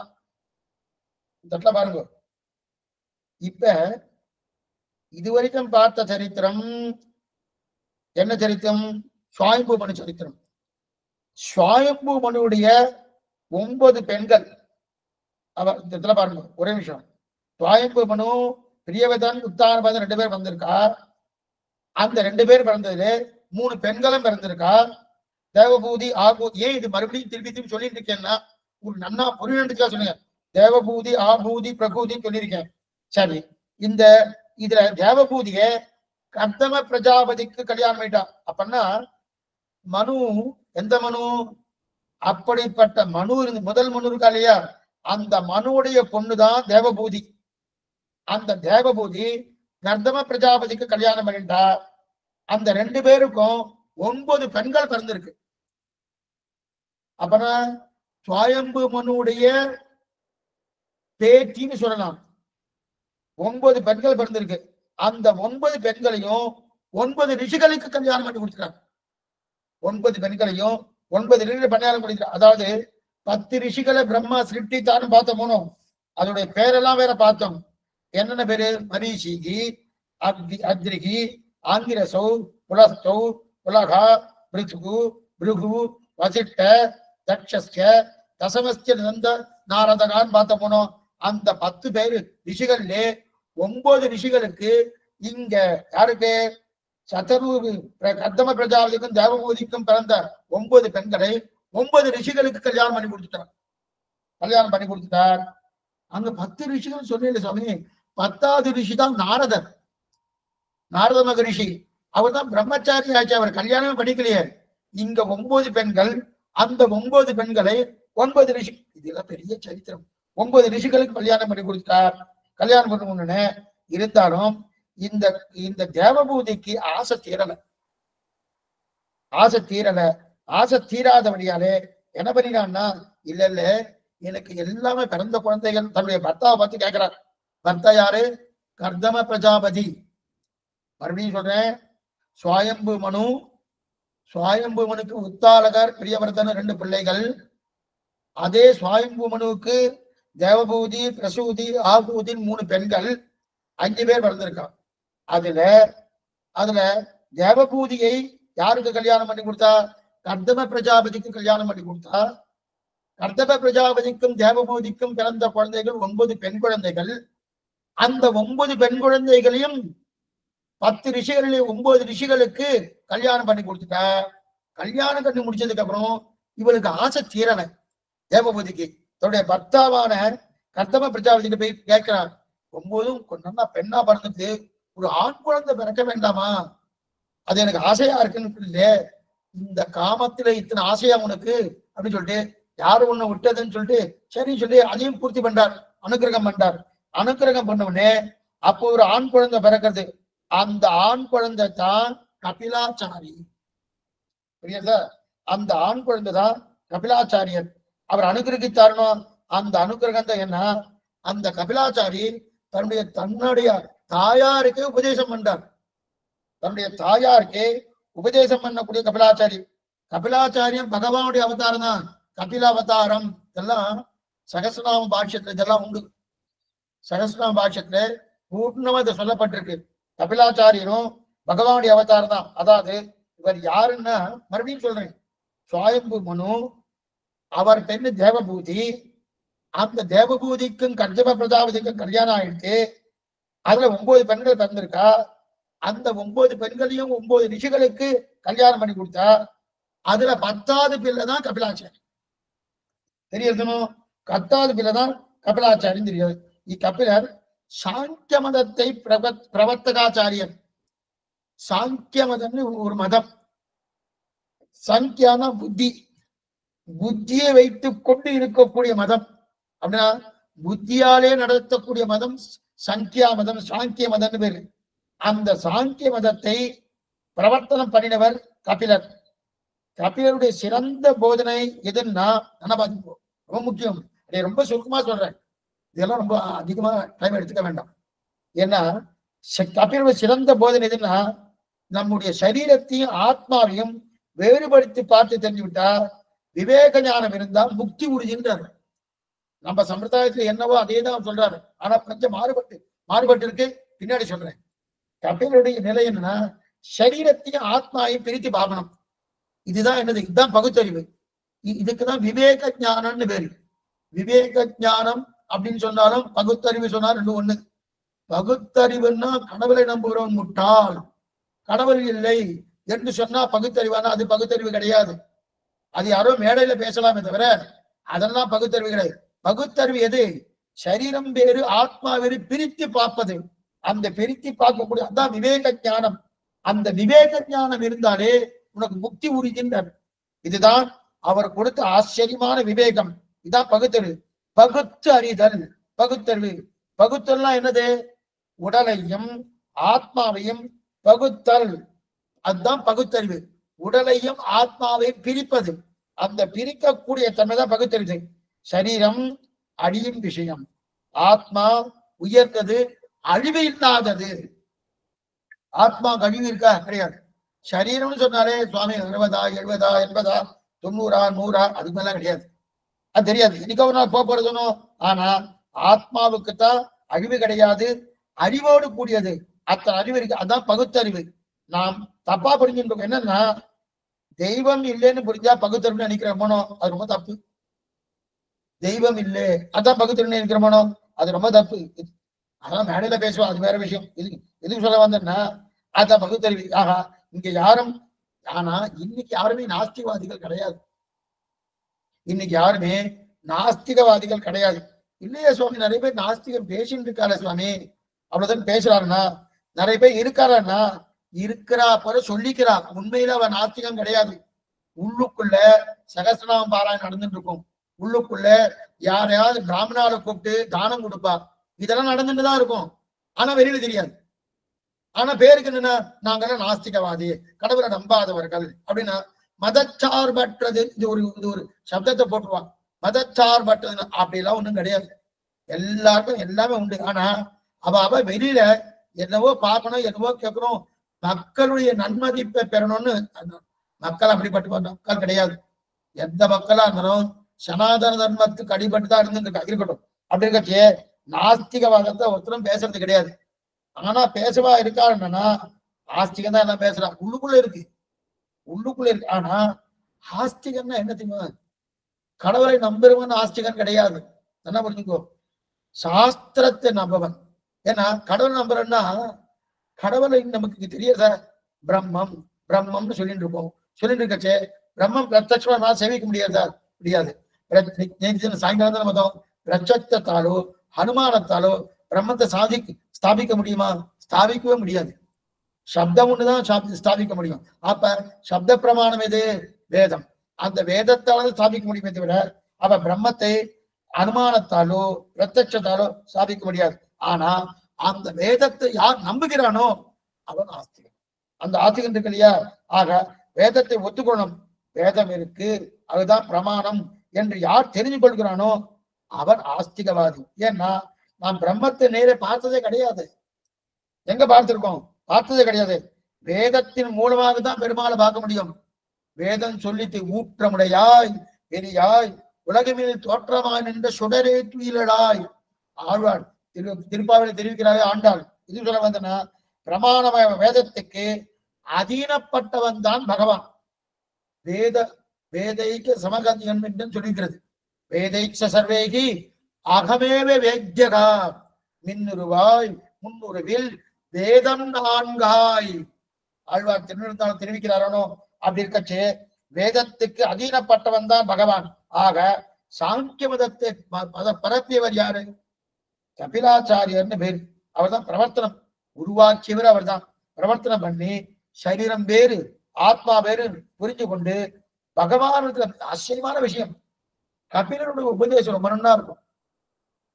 நீங்க சரீரம் வேறு ஆத்மா வேறுன்னு புரிஞ்சு கொண்டு பகவானுக்கு பக்தி பண்ணி என்ன சுவாமி பண்ணினால் உனக்கு உயர்ந்த கதி கிட்டும். அப்பனா சரீராத்மா விவேக ஞானம் வேணும். அந்த ஞானம் இருந்தா உயர்ந்த கதி. ஏன்னா கபீரர் பிறந்து நமக்கு 4 பயன்கள் அவரே சொல்றார். கபீரர் பிறந்து 4 பயன்கள். அதாவது உலகத்திலே கண்டதே காட்சி கொண்டதே கோலம் இருக்காரனோ அந்த மாதிரி ஆள் இருக்காரனோ அவெல்லாம் மோட்சம் அடைய போவதே கிடையாது. இது சாருவாக மதம்னு ஒரு மதம். கண்டதே காட்சி கொண்டதே கோலம் இருப்பார். அப்படின்னா அவர் எதை பார்க்கிறானோ அதையே பண்ணிட்டு இருக்கணும், எதை சொல்றானோ அதையே பண்ணலாம். புண்ணியம் பாவம்லாம் கிடையாது. என்ன வேணா பண்ணு, எது வேணா பண்ணு, அதனால ஒண்ணும் கிடையாது. அப்பனா இதுக்கு முன்னாடி பின்னாடி அதை பத்தி கவலையே விட மாட்டோம். எதுவும் சொல்ல வந்தோம்னா அந்த மாதிரி கண்டதே காட்சி கொண்டதே கோலம்லாம் இவரு ஒத்துக்கிறதே கிடையாது. மோட்சம் அடையணும்னாலே ஆசைப்படுவதற்கு ஒருத்தர் இருந்தாகணும். ஏன்னா உலகத்தில் முக்தி அடையணும்னு சொன்னாலே முதல்ல ஆசையை விடுவதற்கு இவன் தயாரா இருக்கும். அந்த ஆசை என்ன ஆசை? சரீரத்தின் மேல் ஆசை, ஆத்மாவின் மேலும் பரமாத்மாவிலும் ஆசை இருக்கணும். அது முக்கியமா பரமாத்மா மேல ஆசை இருக்கணும். ஆனா சரீரத்தின் மேல ஆசை இருந்தா பிரயோஜனம் இல்லை.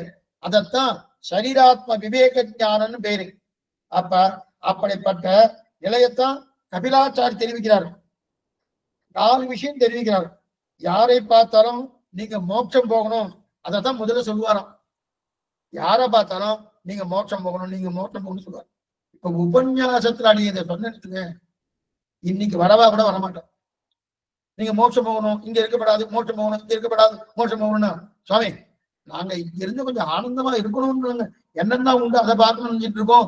நீங்க இங்க இருக்கப்படாது இங்க இருக்கப்படாது சொல்லிட்டு இருக்கல அப்படின்னு வந்து வரவா கூட வரவா போயிடுவா.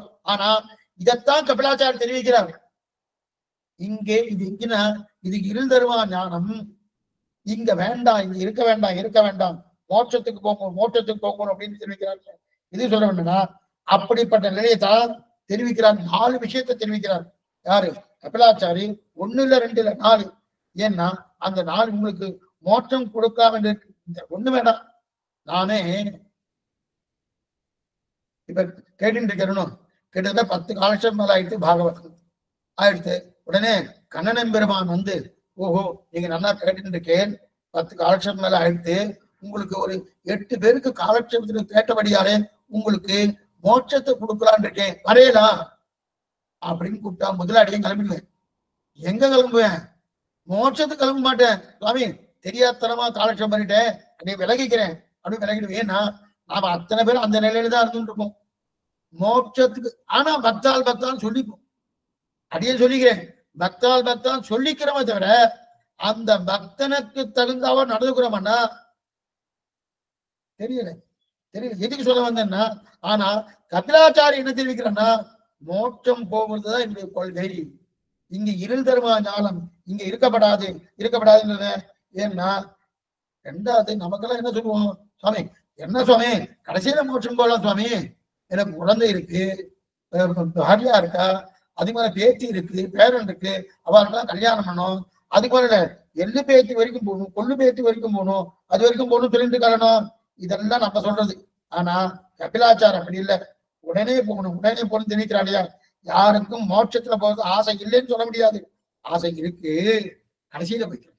எப்ப இருக்கோ கடைசியில என்னது தேகாவசானே முக்தி சாத்துன்னு சொன்னாரணும் அப்படின்னு சொல்லலாம். ஆனா இவர் என்ன சொல்றாருன்னா இந்த சரீரத்துல ஆசை விடணும், மோட்சத்துல ஆசையை வளர்த்துக் கொள்ளும் தெரிவிக்கிறார் இல்லையா. ஆக பிறந்து நாம் சாதித்தது ஒண்ணுமே கிடையாது. என்ன சாதித்தோம்? பிறந்தது ஒண்ணுமே கிடையாது. பிறவாமை என்பது வேணும்னு தெரிவிக்கிறார். இந்த ஆசையை உலகத்துல வளர்க்கணுன்றதுக்காக தான் கபிலாச்சாரியர் பிறந்தார்னு தெரிவிக்கிறார். ஆக தத்துவங்களை பிரித்து சித்து வேறு அச்சித் வேறு ஈஸ்வரன் வேறு எங்க தத்துவங்களை பிரித்து அதற்கு மேற்கொண்டு அந்த தத்துவத்தினுடைய ஆத்ம தத்துவ திறப்பை எடுத்து சொல்லி அதற்காக தான் நான் வந்திருக்கேன். என்னுடைய அவதாரமே அதற்காக தான். தத்துவத்தை பிரித்து அந்த தத்துவத்துக்குள்ளே ஆத்ம தத்துவம் எவ்வளவு உயர்ந்தது, ஈஸ்வர தத்துவம் எவ்வளவு உயர்ந்தது அதை சொல்லத்தான் அவதாரம் பண்ணினேன். அதே முதல்ல ஆத்மா ரொம்ப சிறந்தது, ஞானமே வடிவானது, மற்ற அத்தனையும் தேகம் மிகவும் தாழ்ந்தது. இந்த 3 சொல்றாரு. ஆத்மா உயர்ந்தது, தேகம் மிகவும் தாழ்ந்தது, ஈஸ்வரன் உயர்ந்தவன்.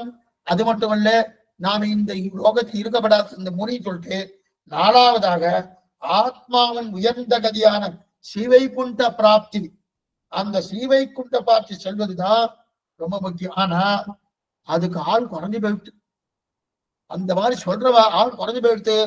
அந்த ஆள் குறைஞ்சு போனபடியாலே அந்த உயர்ந்த கதியை எடுத்து சொல்வதற்காக தான் நான் அவதாரம் பண்ணினேன்னு கபிலாச்சாரி தெரிவிக்கிறார். அந்த உயர்ந்த கதியை எடுத்து சொல்வதற்காக தான் வந்துடும். ஆக ஆத்ம ஞானத்தை சொல்வ என்னென்ன 4 விஷயம் சொன்னோமோ, ஆத்ம ஞானத்தை சொல்ல, தத்துவங்களை பிரித்து கொடுக்க, அர்ச்சராதி மார்க்கத்தில் செல்ல, பக்தி மார்க்கத்தை உபதேசிக்க, இதற்காக தான் இந்த சரீரம் வேறு ஆத்மா வேறு என்று சொல்லி அதை கொடுப்பதற்காக தான் நான் பிறந்தேன் என்று கபிலாச்சாரியர் தெரிவிக்கிறார். இதையெல்லாம் தன்னுடைய தாயாரான அந்த தாயாருக்கு பூர்ணமா இந்த உபதேசம் பண்றார். தாயாரை விட்டு சேவிக்கிறார். யார? கபிலாச்சாரியரை விட்டு சேவிக்கிறார். தாயாரே கபிலாச்சாரியர் வீட்டு இத்தனைக்கு பிள்ளைய வீட்டு சேவிக்கிறார். சிவித்து சேவிச்சு தாயாருக்கு இத்தனை நாளும் 9 பெண் குழந்தை பற்றி திருப்தி ஏற்படலையோனும். நல்லா கட்டுக்கோ, 9 குழந்தை பிறந்துட்டு குழந்தை பிறந்து திருப்தி ஏற்படலையோனும். ஆனா இப்ப வெட்கப்படுறா. ஓ, 9 குழந்தை பிறந்து திருப்தி ஏற்படாம 10வது குழந்தையாக ஒரு ஆண் குழந்தை வேணும்னு சொல்லிட்டு நான் கேட்டேனே, இப்ப நான் வெட்கப்படுறேன். ஏன்னா எதற்காக இத்தனை குழந்தைகளை பேத்தேன் இப்ப கேட்கிறான். எதற்காக நான் இத்தனை தேவபூதி, அவருடைய பேர் வந்து தேவபூதின்னு பேரு. தேவபூதி கர்தம பிரஜாபதி. அந்த தேவபூதி தான் கர்தம பிரஜாபதி தான் கல்யாணம் பண்ணிட்டான். அந்த தேவபூதி இப்ப என்ன நினைக்கிறான்னா, கர்தம பிரஜாபதி கபிலாச்சாருடைய தந்தை, தேவபூதி கபிலாச்சாருடைய தாய். அது எதுக்கு திருப்பி திருப்பி சொல்லிட்டு இருக்கேன்னா மறந்து போயிடும், நிறைய பெயர்கள் வருது, அதுக்காக சொல்லிட்டு இருக்கேன். இருக்கட்டும். அப்படி இருக்கச்சே தாயாருக்கு உபதேசம் பண்ணா, உபதேசம் பண்ண தாயாருக்கு இப்ப வெட்கமாயிடுச்சு. 9 குழந்தைகள் போராதுன்னு இன்னொரு குழந்தை வேணும்னு சொன்னேன், வெட்கப்படுகிறேன்.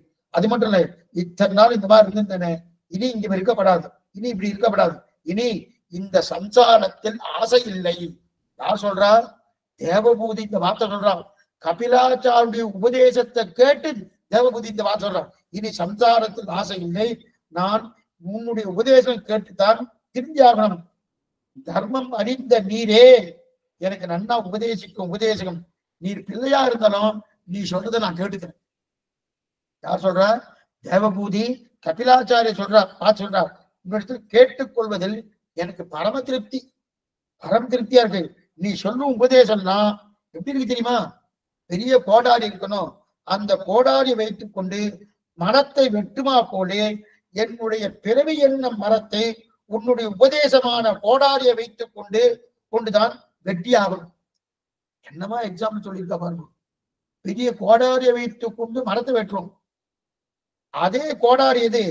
பெரிய உன்னுடைய உபதேசம் கோடாரி. அப்படிப்பட்ட கோடாரி வைத்துக் கொண்டு என்ன மரதம்? சம்சாரம் என்ன மரத்தை வெட்டியாகணும். எனக்கு இந்த சம்சாரத்தை போக்க வேறு வழி தெரிகின்ற கபிலாச்சாரியரே, உன்னுடைய உபதேசம் தான் பிரதானமா வேணும் தெரிவார். உன் உபதேசம் என்னும் அப்படின்னு தெரிவிக்கிறான் இல்லையா? அப்படி கற்று கேட்க பிள்ளைய ஆரம்பிக்கிறான். கபிலாச்சாரியர் ஆரம்பிக்கிறார், சொல்றாரு, உலகத்தில் இன்ப துன்பங்கள் மாறி மாறி வந்து இன்ப துன்பங்கள் இருக்கே, அது மாறி மாறி வரும். அதில் மனம் வைக்காமல் பகவானுக்கு மனசை வைக்க படித்துக் கொள்ளணும். அதான் முக்கியம். பகவானுக்கு மனசை வைக்கிறோம், அதான் நமக்கு. மக்கள் எப்படி இருந்தாலும் மோட்சத்தில் ஆசை வரும் என்பதை சொல்கிறேன் தாயே, கேள் தாயே. எப்படி வேணா இருக்கட்டும், என்ன வேணா இருக்கட்டும், ஆனா மோட்சத்துல ஆசை வரணும்னா என்ன பண்ணணும்? முதல்ல என்ன பண்ணணும்னு சொல்றா பாருங்க. ஆச்சரியமான உபதேசம் இது. இந்த உபதேசம் நாமும் கேட்டுக்கணும். மோட்சத்துல ஆசை வரணும்னா என்ன பண்ணணும்? பகவான் தியானம் பண்ணணும். ஆனா அதுக்கு முன்னாடி நம்முடைய நிலை இருக்கணும். அந்த நிலையை முதல்ல பாதுகாக்கணும். என்ன நிலை? முதல்ல பொறுமையா இருக்கணும். அடுத்து கருணை வேணும். உலகத்தில் இருக்கும் அத்தனை பேரும் நன்னா இருக்கணும்னு நம்ம ஆசைப்படணும். கடல் சூழ்ந்த மண்ணுலகம் வாழ சர்வே ஜனா சுகினோ பவந்து. இதுதான் சனாதன தர்மமே சொல்றது. மற்ற எந்த மதமும் இது சொல்லவே சொல்லாது. என்ன வேணா யார் வேணா என்ன வேணா பேசட்டும், பேசினா கூட கடல் சூழ்ந்த மண்ணுலகம் வாழ நித்தியமே ஸ்ரீ வைஷ்ணவா தான் சொல்றாங்க. என்ன காரணம்? எல்லாரும் நன்னா இருக்கும். சர்வே ஜனா சுகினோ பவந்து, எல்லாரும் நன்னா இருக்கணுன்ற நிலை ஆசைப்படணும். ஆக பொறுமையோடு இருக்கணும், கருணை வேணும், எல்லாம் நன்னா இருக்கணும், ஆசைப்படணும் படணும் இருக்கு இல்லையா? ஆனா இந்த மாதிரி ஆசைப்படுவாளா சுவாமி? அந்த நாட்கள்ல நிறைய பேர் நன்னா இருக்கணும் ஆசைப்பட்டு இருந்தான். இன்னைக்கு அந்த மாதிரி அப்படி இல்லைன்னா இன்னைக்கு என்ன ஆயிடுச்சு? அண்ணன் தம்பிகளுக்குள்ளேயே இந்த ஆசை இல்லை. அண்ணன் கொஞ்சம் நன்னா வந்துட்டான்னா தம்பி பொறாமப்படுறான், தம்பி கொஞ்சம் நன்னா வந்துட்டா அண்ணன் பொறாமப்படுறான். அண்ணா தம்பிகளுக்குள்ளே இந்த நிலை இன்னைக்கு மாறிடுச்சு.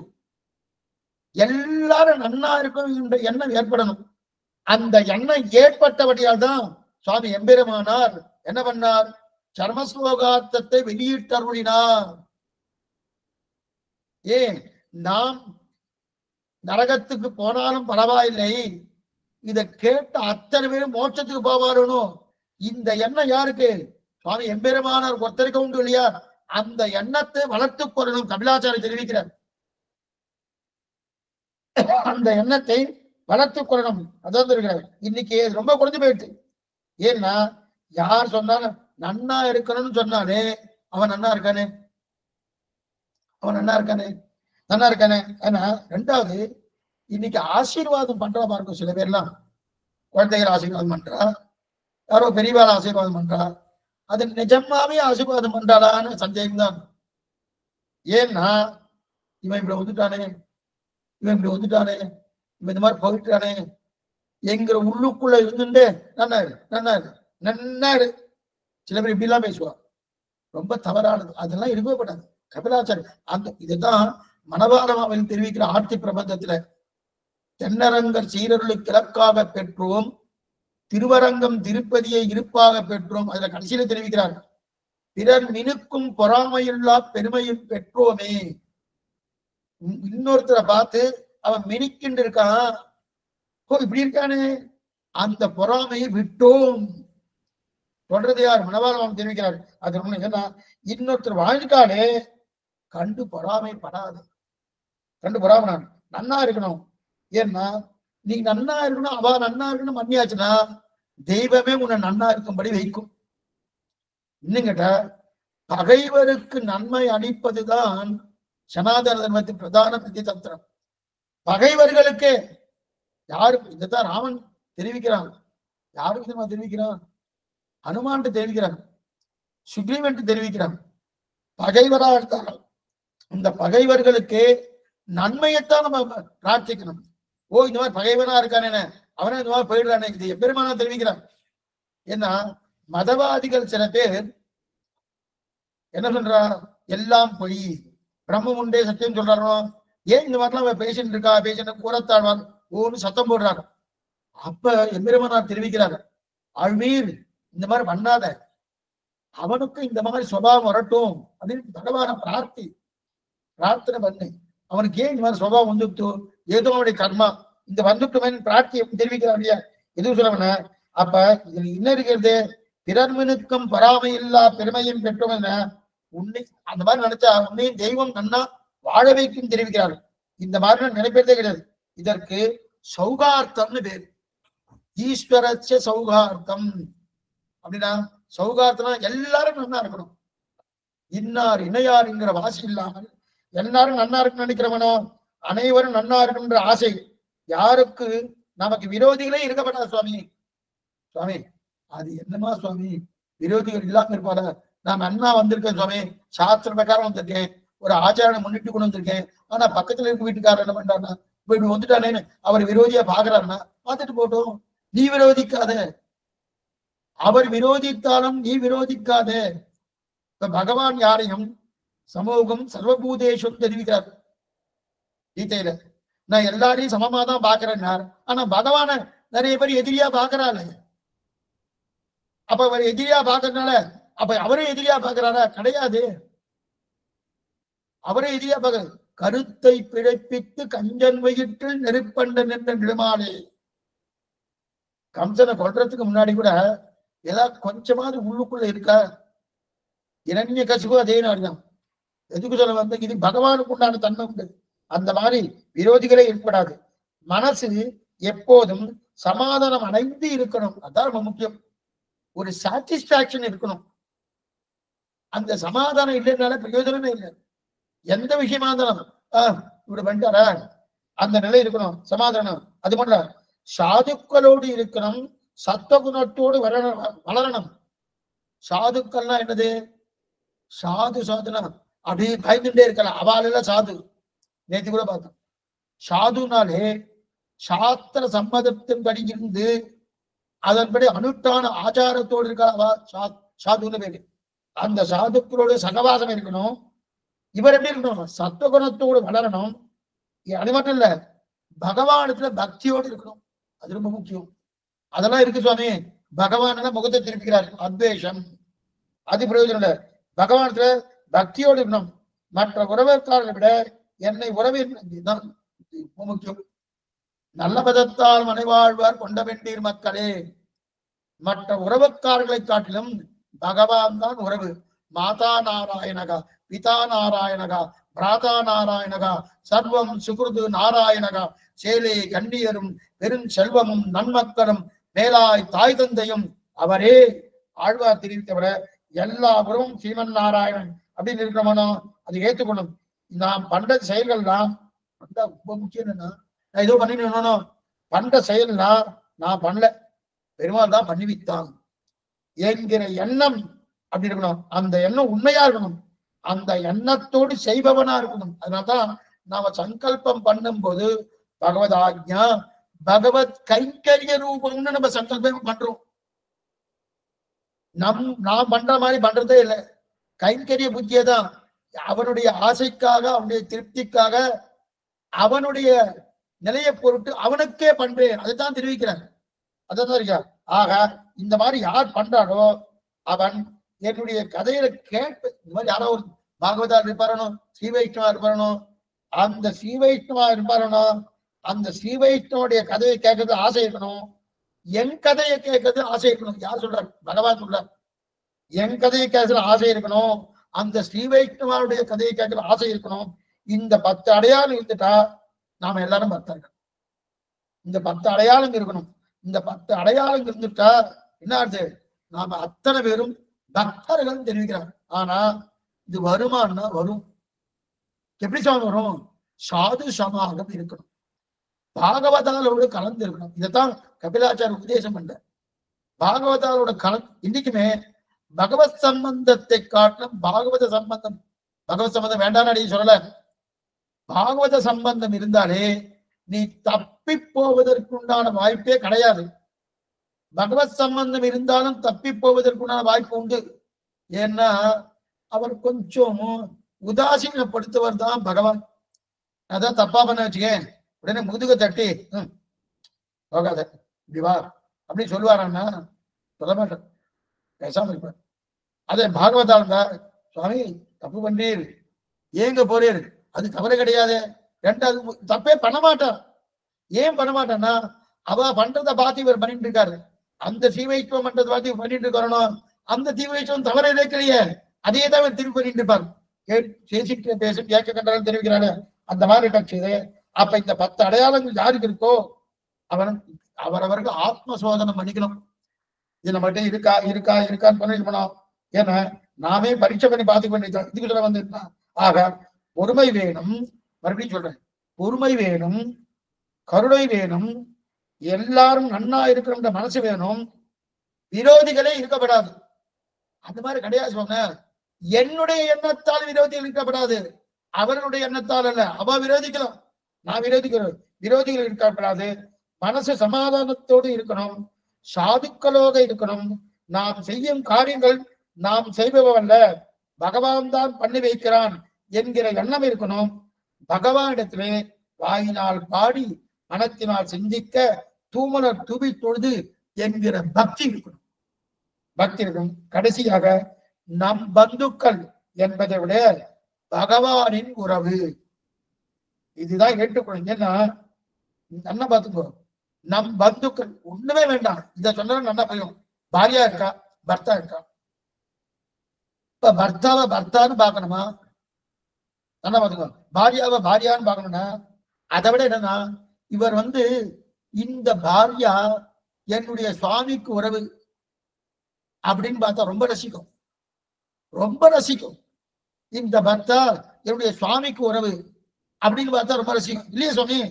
பாரியான்னு பார்த்தா உட்கார் எழுந்துடு, இந்த எண்ணம் தான் வரும்.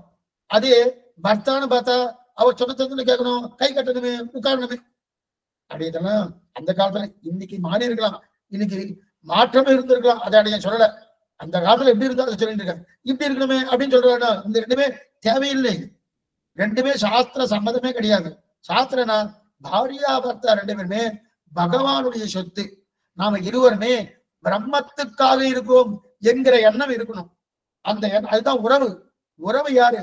ஊரிலேன் காணி இல்லை, உறவு ஒருவர் இல்லை, ஆறினேன் பாதம் மூலம் பற்றினேன் பரமமூர்த்தி. உறவே பகவான் தான். கொண்ட வெண்டீர் மக்களுற்றார் சுற்றத்தவர் பிறரும் கண்டதோடு கட்டதல்ல காதல் மாற்றி யாதும் இல்லை. ஆழ்வார் வெறுக்கிறார். இந்த உறவுகள்லாம் உறவில்லை, பகவானே உறவன் தெரிவிக்கிறார் இல்லையா? அந்த உறவு இருக்கணும். கடைசியா என்ன தெரிவிக்கிறான்னா, நம் பந்துக்கள் கடைசியா பகவானுடைய கதையை கேட்கறது விருப்பம் இருக்கணும். காலட்சேபத்துக்கு வரணும். முக்கியமா காலட்சேபத்துக்கு வரணும். அவன் கதையை கேட்கறத முக்கியமான விருப்பம் இருக்கணும். அந்த விருப்பம் இருந்தா தான் ஆகா இந்த 10 அடையாளம் இருந்தால் அவன் என் பக்தன், அவனுக்கு கண்டிப்பா முக்தி அடைகிறான். இதற்கு மேல ஒரு முக்கியமான விஷயம் சொல்றாரு. ஏன்னா இப்ப இந்த 10 விஷயம் சொல்லிட்டாரோ, முக்கியமான விஷயம் என்ன தெரியுமா? கர்ப்பவாசத்தின் போது நான் என்ன கஷ்டப்படுறது தெரியுமா? அதெல்லாம் நமக்கு தெரியாது. ஒரு தாயுடைய கர்ப்பத்தில் முதல்ல இருக்குமோனோ அந்த 10 மாசங்கள் எவ்வளவு சிரமப்படுறோம். சரி சுவாமி, அங்க சிரமப்பட்டு இருக்கோம், வெளில வந்ததுக்கு அப்புறமா ஒழுங்கா இருக்குமாண்ணா? அதுவும் இல்ல.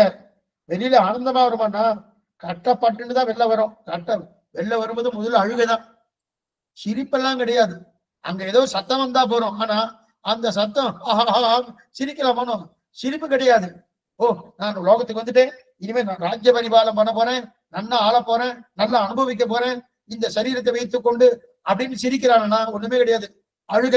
ஓ, பிறந்துட்டேனே அழுக. அந்த அழுகையில தான் பிறந்துட்டு இருக்கான்.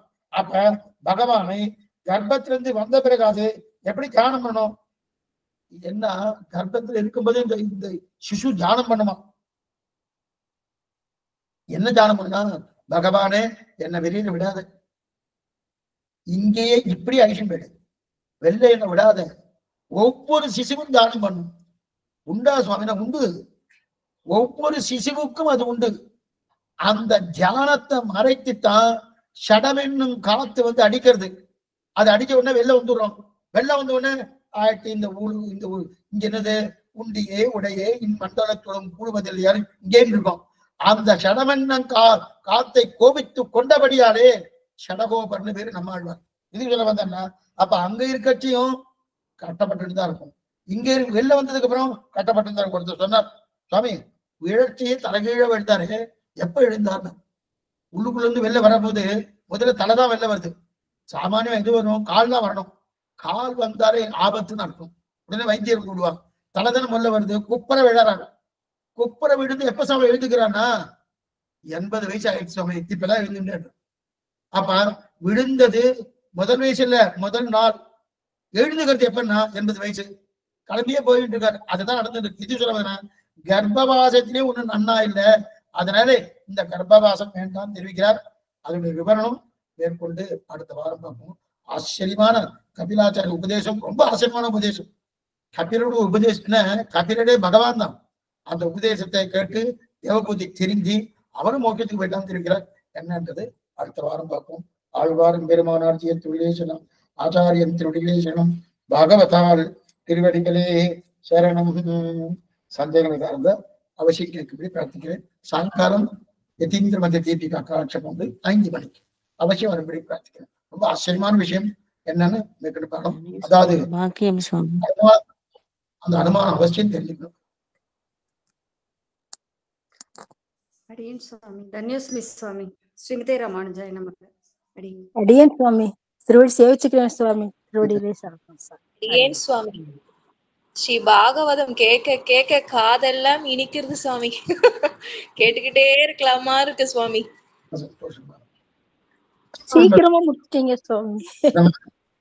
கேட்க கேட்க அப்படியே கேட்டுக்கிட்டே இருக்கலாம் போல இருக்கு சுவாமி. அடியேன் அதுக்குள்ள 1.5 மணி நேரம் ஆயிடுச்சு.